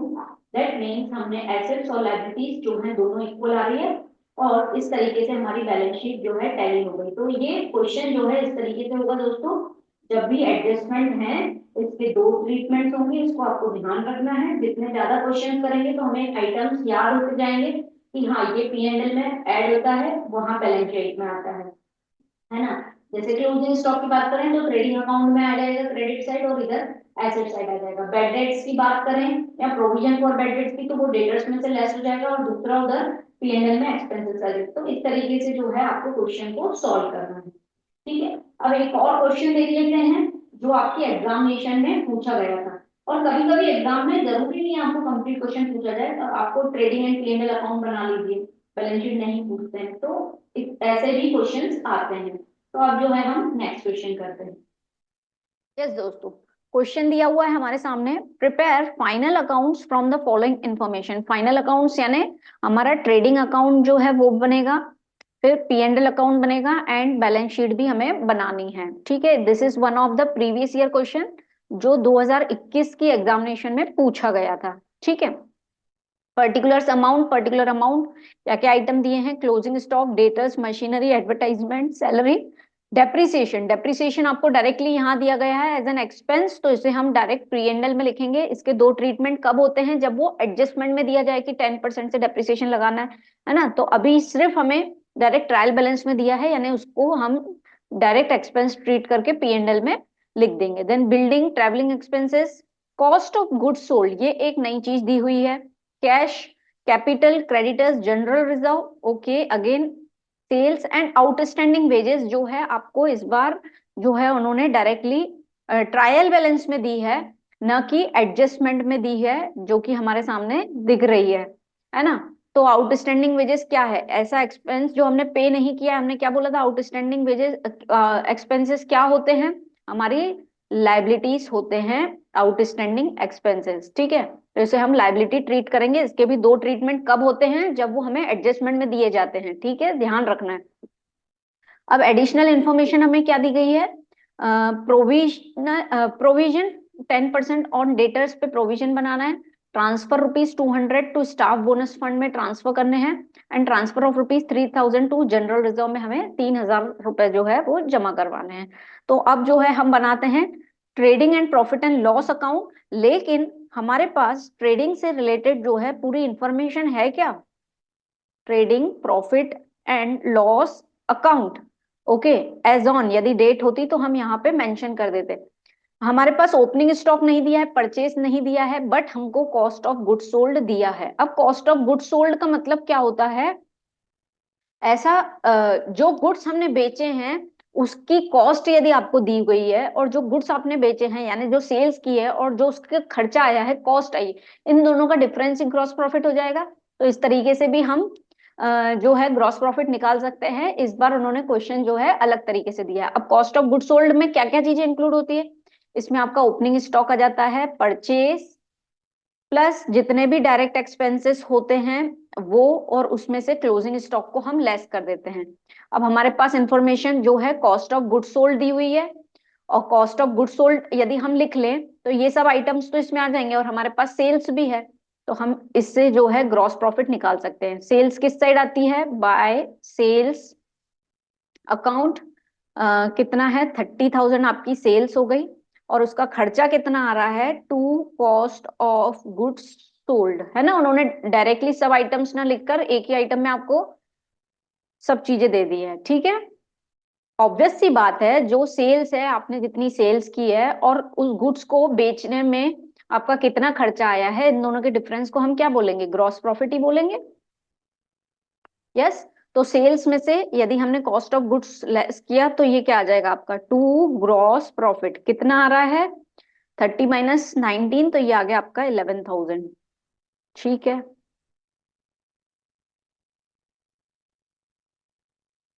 $30,000 और ये 30,000 हमने लिख दिया। अब ग्रॉस प्रॉफिट को इधर ट्रांसफर कर देते हैं बाय ग्रॉस प्रॉफिट, ठीक है। कितना है ग्रॉस प्रॉफिट हमारा, दैट इज 11,000, ओके। अब बढ़ते हैं हम प्रॉफिट एंड लॉस के जो आइटम्स हैं उसमें। एडवर्टाइजमेंट सबसे पहले, तो दिस इज 1200 जो है हमारा एडवर्टाइजमेंट का खर्चा है, तो टू एडवर्टाइजमेंट दैट इज 1200, ठीक है। फिर एडवर्टाइजमेंट के बाद आपको दी गई है सैलरी, तो सैलरी लिख देते हैं, दैट इज 400। फिर depreciation, to depreciation that is 200। फिर बिल्डिंग दिया हुआ है, बिल्डिंग पे कोई डेप्रिसिएशन बोला गया है क्या, एडिशनल इन्फॉर्मेशन में नहीं बोला है, तो हम उसको नहीं लिखेंगे। फिर ट्रैवलिंग एक्सपेंसेस 500 दिए गए, to travelling expenses that is 500, ठीक है। और फिर जो है cost of good sold, cash ये नहीं आएगा, कैपिटल, क्रेडिटर्स, जनरल रिजर्व, और फिर सेल्स एंड आउटस्टैंडिंग वेजेस कुछ भी नहीं आएगा। फिर अब जो है आपको बोला है प्रोविजन बनाना है डेटर्स पे, तो डेटर्स पे प्रोविजन आ जाएगा, टू प्रोविजन ऑन डेटर्स, तो 10% बोला है, तो डेटर्स कितने हैं आपके 4,000, इस पे 10% यदि हम निकालें तो 400 जो है आपका प्रोविजन बन जाएगा।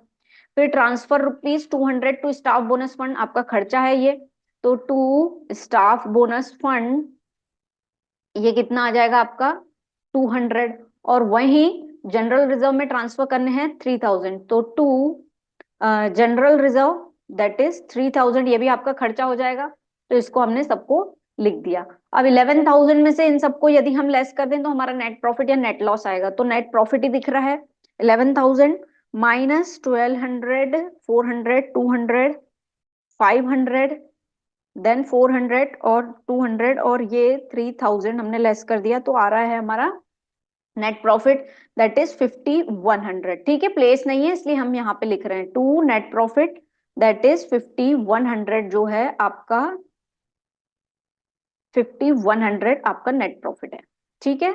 ये कहाँ आएगा, जनरल रिजर्व के नीचे, to net profit that is 5,100, है ना।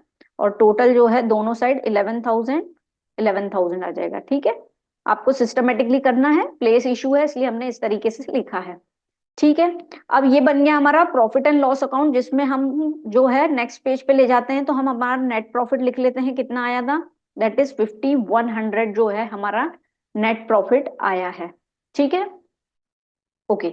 अब बैलेंस शीट बना लेते हैं, liabilities amount and assets amount, तो ये हमारा बैलेंस शीट का कॉलम है, ठीक है। डेट नहीं दी हुई है तो हम एज इट इज बस बैलेंस शीट लिखेंगे। तो पहले लाइबिलिटीज साइड फिल कर लेते हैं, कैपिटल, कैपिटल कितना है हमारा 10,000, और इसमें जो है हम क्या करेंगे, नेट प्रॉफिट ऐड कर देते हैं, तो नेट प्रॉफिट कितना आया था हमारा 5,100, ठीक है। और इसके अलावा ड्रॉइंग्स है क्या या इंटरेस्ट कुछ भी नहीं है, तो इनको जो है हम डायरेक्टली जो है लिख लेते हैं 15,100, ठीक है। फिर आते हैं आपके क्रेडिटर्स, उनसे रिलेटेड कुछ भी एडजस्टमेंट नहीं है, तो 2,000 डायरेक्टली हमने लिख लिया। देन जनरल रिजर्व लाइबिलिटी है और उसको हमने एक्सपेंस में पुटअप किया था, जनरल रिजर्व कितना है आपका 2,000, ये हो गया।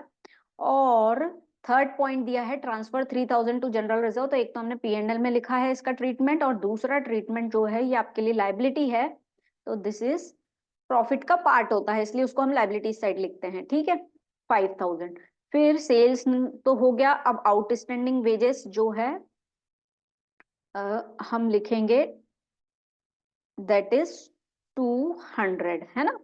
आउटस्टैंडिंग वेजेस यदि हमें एडजस्टमेंट में दी होती तो हम एक यहाँ पे लिखते और दूसरा कहाँ लिखते, P&L अकाउंट में। अभी सिर्फ हमने आउटस्टैंडिंग एक्सपेंसेस जो है डायरेक्टली ट्रायल बैलेंस में दिया हुआ है, यानी उसका हमने P&L ट्रीटमेंट कर चुके होंगे पिछले सालों में, तो ये जो है लाइबिलिटीज साइड आ जाएगी। अब एसेट्स में यदि हम बात करें तो क्लोजिंग स्टॉक आ जाएगा, क्योंकि वैसे ट्रायल बैलेंस में क्लोजिंग स्टॉक नहीं रहता है, एडजस्टमेंट में देते हैं तो हम दो ट्रीटमेंट करते हैं, इस बार सिर्फ एक ही ट्रीटमेंट करेंगे, दैट इज 5000, है ना। फिर डेटर्स, डेटर्स कितने हैं आपके 4000, और फर्स्ट पॉइंट दिया गया था कि प्रोविजन बनाना है 10% का, तो हमने 400 जो है P&L में लिखा है, तो ये आपका आ जाएगा 3600, ठीक है। फिर क्या है, मशीनरी, मशीनरी पे 1800, सॉरी इधर ही लिख देते हैं, कुछ भी उसमें डेप्रिसिएशन नहीं दिया हुआ है। देन एडवर्टाइजमेंट नहीं आएगा, सैलरी, ये बिल्डिंग आ जाएगा आपका 6000, बिल्डिंग दैट इज 6000, ओके। और फिर आ जाएगा ट्रेवलिंग हो गया, कॉस्ट हो गया, फिर आ जाएगा हमारा कैश दिया हुआ है, दैट इज 6100। ये हमने एसेट्स और लाइबिलिटीज का साइड जो है फिल कर लिया है। अब टोटल करते हैं, यदि दोनों मैच हो जाएंगे दैट मीन्स हमारी बैलेंस शीट टैली हो गई और क्वेश्चन जो है हमने सही किया है। 5000 प्लस 3600 प्लस 1800 प्लस 6000 प्लस 6100, तो ये कितना आ रहा है हमारा 22500। यस, अब लाइबिलिटीज साइड का भी टोटल कर लेते हैं, 15100, 2000 प्लस 500 प्लस 200, तो ये आ रहा है आपका 22300, यानी हमारे पास 200 का डिफरेंस आ रहा है, तो हमने कोई आइटम मिस किया है, लेट अस चेक। ठीक है, एडिशनल इन्फॉर्मेशन वाली चेक कर लेते हैं। प्रोविजन लिखा है हमने, डेटर्स का ट्रीटमेंट, यस यहाँ पे कर लिया है हमने provision. Then transfer to reserve staff bonus fund, ये 200 रुपए जो है हमने नहीं लिखे हैं, ठीक है। तो स्टाफ बोनस फंड, इसके भी दो ट्रीटमेंट होंगे ना, एक हमने लिख लिया P&L में और दूसरा हम यहाँ लिखना भूल गए हैं, ठीक है। तो 200 ये हो गए, तो इससे जो है अब हमारा बैलेंस टैली हो रहा है। तो इस तरीके से कभी कभी आइटम हम भूल जाते हैं, तो हमें डिफरेंस निकालना चाहिए कि कितने का डिफरेंस आ रहा है, और उसको चेकआउट कर लो कि कौन सा इतने का आइटम है जो मिसिंग हो रहा है। तो हमें जल्दी से मिल गया कि स्टाफ बोनस फंड 200 का जो है मिसिंग था। तो इस तरीके से दोस्तों सॉल्व होगा क्वेश्चन, जिसमें हमने trading and profit and loss account देखा और बैलेंस शीट देखी। जो क्वेश्चन दिखने में छोटा लगता है बट टिपिकल लगता है, हम उसको सॉल्व नहीं करते हैं कि यार ये क्या दे दिया फंड वन या क्या, स्टिल वो इजी होता है। तो हमेशा प्रैक्टिकल अटेम्प्ट करना चाहिए, ठीक है। अब जो आते हैं हम नेक्स्ट टॉपिक पे, मैन्युफैक्चरिंग अकाउंट। ये एक टॉपिक है फाइनल अकाउंट्स में, जिसमें या तो कभी फॉर्मेट पूछ लिया जाता है मैन्युफैक्चरिंग अकाउंट का, या डेफिनेशन या डिफरेंस पूछ लिया जाता है। मैन्युफैक्चरिंग अकाउंट कौन बनाता है, ऐसी कंसर्न्स जो मैन्युफैक्चरिंग बिजनेस करते हैं, प्रोडक्शन बेस्ड जो है बिजनेस करते हैं, तो वो मैन्युफैक्चरिंग अकाउंट बनाते हैं। क्यों, वो ये जानते हैं कि उनका जो रॉ मटेरियल है उसका कॉस्ट जो है कितना आया है, इसके लिए जो है मैन्युफैक्चरिंग अकाउंट बनाया जाता है। Let us see, it is prepared by enterprise engage in manufacturing business. जिनका मैन्युफैक्चरिंग बिजनेस होता है वो मैन्युफैक्चरिंग अकाउंट बनाते हैं। It is prepared to know the cost of goods manufacture during accounting period. एक अकाउंटिंग पीरियड में आपके goods जो मैन्युफैक्चर हुए हैं उनका एक्सपेंसेस कितना है, उसका खर्चा कितना आया है, वो जानते हैं। This account is closed by transferring its balance to the debit side of trading account. और इसको क्लोज कैसे करते हैं, पूरा जितना खर्चा आया है पूरे के पूरे कॉस्ट को जो है हम ट्रेडिंग अकाउंट में ट्रांसफर कर लेते हैं, ठीक है। तो उसका फॉर्मेट भी हम देख लेते हैं, amount particulars amount debit and credit side का, जैसे हमारा ट्रेडिंग बनता है कुछ उसी तरीके से बनता है। सबसे पहले आ जाएगा आपका टू मटेरियल कंज्यूम्ड। इसमें जो बात हो रही है वो हो रही है हमारे रॉ मटेरियल की, ठीक है। आइटम्स सब वही आएंगे, opening stock of raw material, है ना। फिर उसमें हम परचेज को जो है ऐड कर देंगे। फिर कोई डायरेक्ट एक्सपेंसेस हैं तो उसको भी आप ऐड कर देंगे, डायरेक्ट एक्सपेंसेस। फिर माइनस कर देंगे आप इसमें से सेल ऑफ स्क्रैप, जो है आप सेल यानी कुछ रॉ मटेरियल आप बना रहे थे, जो भी मैन्युफैक्चरिंग उसमें कुछ बचा कुचा था तो स्क्रैप वे में उसकी कोई वैल्यू गई है, वो बिका है तो उसको आप लेस कर दोगे। माइनस क्लोजिंग स्टॉक है यदि आपके रॉ मटेरियल का, तो उसको आप यहाँ पे लिखोगे, तो ये टोटल जो है आपका बाहर अमाउंट आ जाएगा, that will B material consume. फिर जो है आपकी आ जाएगी टू प्रोडक्टिव वेजेस, यदि कोई वेजेस लेबर्स को दी गई है प्रोडक्शन के लिए वो आ जाएगी, ठीक है। थर्ड जो है आपके फैक्ट्री एक्सपेंसेस आ जाएंगे, फैक्ट्री एक्सपेंसेस, ठीक है। फैक्ट्री एक्सपेंसेस आ जाएंगे जिसमें फैक्ट्री से रिलेटेड जो भी आपने कुछ फ्यूल का खर्चा दिया है या कुछ सैलरी दी है सुपरविजन के लिए, है ना, सुपरवाइजर को, या फिर कोई रेंट दिया है, जो भी खर्चा होगा आपकी फैक्ट्री में वो पूरे के पूरे एक्सपेंसेस आप यहाँ लिखेंगे और इसका टोटल करेंगे तो ये आ जाएगा आपका to cost of goods manufactured. जो आपने गुड्स मैन्युफैक्चर किए हैं उसकी टोटल कॉस्ट आ गई। अब इसका टोटल जो है आप डायरेक्टली क्या करेंगे, ट्रेडिंग अकाउंट में ट्रांसफर कर देंगे बाय ट्रेडिंग अकाउंट, और वो अमाउंट जो है यहाँ पे लिख लेंगे और इसको हम लिख लेते हैं कॉस्ट ऑफ गुड्स मैन्युफैक्चर। और जब हम ट्रेडिंग अकाउंट बनाएंगे उसको डेबिट साइड में लिख लेंगे कि ये हम कहाँ से लेकर आए हैं, टू मटेरियल कंज्यूम्ड, और ब्रैकेट में चाहें तो हम लिख सकते हैं कि हम मैन्युफैक्चर अकाउंट से ये अमाउंट जो है लेकर आए हैं। तो इस तरीके से जो है इसका फॉर्मेट बनता है, ठीक है। अब दोस्तों कभी कभी trading account and manufacturing account के बीच में डिफरेंस पूछते हैं, तो उसको एक बार हम देख लेते हैं कि क्या डिफरेंसेस होते हैं दोनों अकाउंट्स के बीच में। What is the difference between manufacturing account and trading account. तो सबसे पहला डिफरेंस की यदि हम बात करें तो इसको बनाता कौन है, हु प्रिपेयर्स, ओके। तो मैन्युफैक्चरिंग अकाउंट जो है कोई भी मैन्युफैक्चरिंग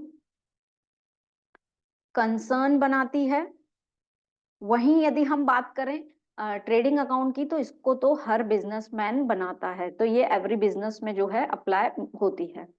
देन फिर यदि हम बात करें तो पॉइंट नंबर सेकंड, इसका पर्पस क्या रहता है, दैट मीन्स उनमें से रिजल्ट क्या आता है। जब हमें अकाउंट के बारे में नॉलेज है तो हम डिफरेंस खुद ही क्रिएट कर सकते हैं। What is the purpose of manufacturing account, इसमें हम कॉस्ट ऑफ मैन्युफैक्चर गुड्स जो है जानते हैं, और इसका पर्पस क्या रहता है, ट्रेडिंग अकाउंट में से हम ग्रॉस प्रॉफिट या फिर ग्रॉस लॉस, ठीक है। फिर यदि हम इसके बैलेंसेस की बात करें तो इसका बैलेंस जो है ट्रांसफर हो जाता है, हमारा balance is transferred to trading account में, हम इसका बैलेंस ट्रांसफर कर देते हैं। वही ट्रेडिंग अकाउंट का बैलेंस जो है यदि ग्रॉस प्रॉफिट रहता है तो हम P&L अकाउंट के क्रेडिट में लिख लेते हैं, और वहीं यदि ग्रॉस लॉस रहता है तो वो भी हम P&L अकाउंट के डेबिट साइड में लिख लेते हैं, ठीक है। तो प्रॉफिट एंड लॉस अकाउंट में जो है इसका बैलेंस टैली हो जाता है। अब यदि हम बात करें इसके और किसी पॉइंट पे डिस्कस कर लें तो स्टॉक का क्या होता है, स्टॉक ऑफ फिनिश गुड्स। तो मैन्युफैक्चरिंग अकाउंट में फिनिश्ड गुड्स के लिए बात हुई थी क्या, ये तो रॉ मटेरियल से रिलेटेड होता है तो इसमें तो फिनिश्ड गुड आते ही नहीं है। लेकिन यहाँ पे चाहे ओपनिंग स्टॉक हो चाहे क्लोजिंग स्टॉक हो, opening and closing stock of finished goods जो है इसमें मेंटेन किया जाता है ना। ओपनिंग स्टॉक होता है तो हम ट्रेडिंग में लिखते हैं और क्लोजिंग भी लिखते हैं और फिर उसको बैलेंस शीट में भी पुटअप करते हैं। तो ये जो है कुछ डिफरेंसेस हमने देखी है। अब मैन्युफैक्चरिंग और ट्रेडिंग देख लिया, हो सकता है manufacturing and profit and loss account के बीच में यदि डिफरेंस आता है तो प्रॉफिट एंड लॉस अकाउंट सभी बिजनेस बनाते हैं, मैन्युफैक्चरिंग में तो यही डिफरेंस लिखना है आपको, है ना। और यहाँ पे क्या लिखेंगे, पर्पस क्या रहता है प्रॉफिट एंड लॉस अकाउंट का, अगर डिफरेंस पूछ लिया that means manufacturing and profit and loss account के बीच में डिफरेंस क्या है। तो यहाँ पे एवरी बिजनेस आ जाएगा, यहाँ पे net profit and net loss आ जाएगा। यहाँ पे प्रॉफिट एंड लॉस कहाँ ट्रांसफर होता है, बैलेंस शीट में लायबिलिटी साइड में कैपिटल में हम ऐड कर देते हैं। यदि नेट प्रॉफिट है और नेट लॉस होगा तो उसको लेस कर देंगे। फिनिश्ड गुड्स की यदि बात होगी तो फिनिश्ड गुड्स की एंट्री जो है हम P&L में नहीं करते हैं, या कुछ हम उसमें आइटम जो है पुटअप करके डिफरेंस क्रिएट कर सकते हैं। तो इस तरीके से जो है मैन्युफैक्चरिंग एंड ट्रेडिंग अकाउंट के बीच में डिफरेंस ये हमने देखा। तो दोस्तों चैप्टर बहुत बड़ा है बट इसमें जो है हमने ओवरऑल हर कंसेप्ट को कवर किया है ताकि जो है आपको रिवीजन में कुछ एक्स्ट्रा न देखना पड़े। ओके, तो यहाँ पे हमारी यूनिट फर्स्ट जो है फिनिश होती है। फिर मिलते हैं हम नेक्स्ट यूनिट के साथ। With this thank you.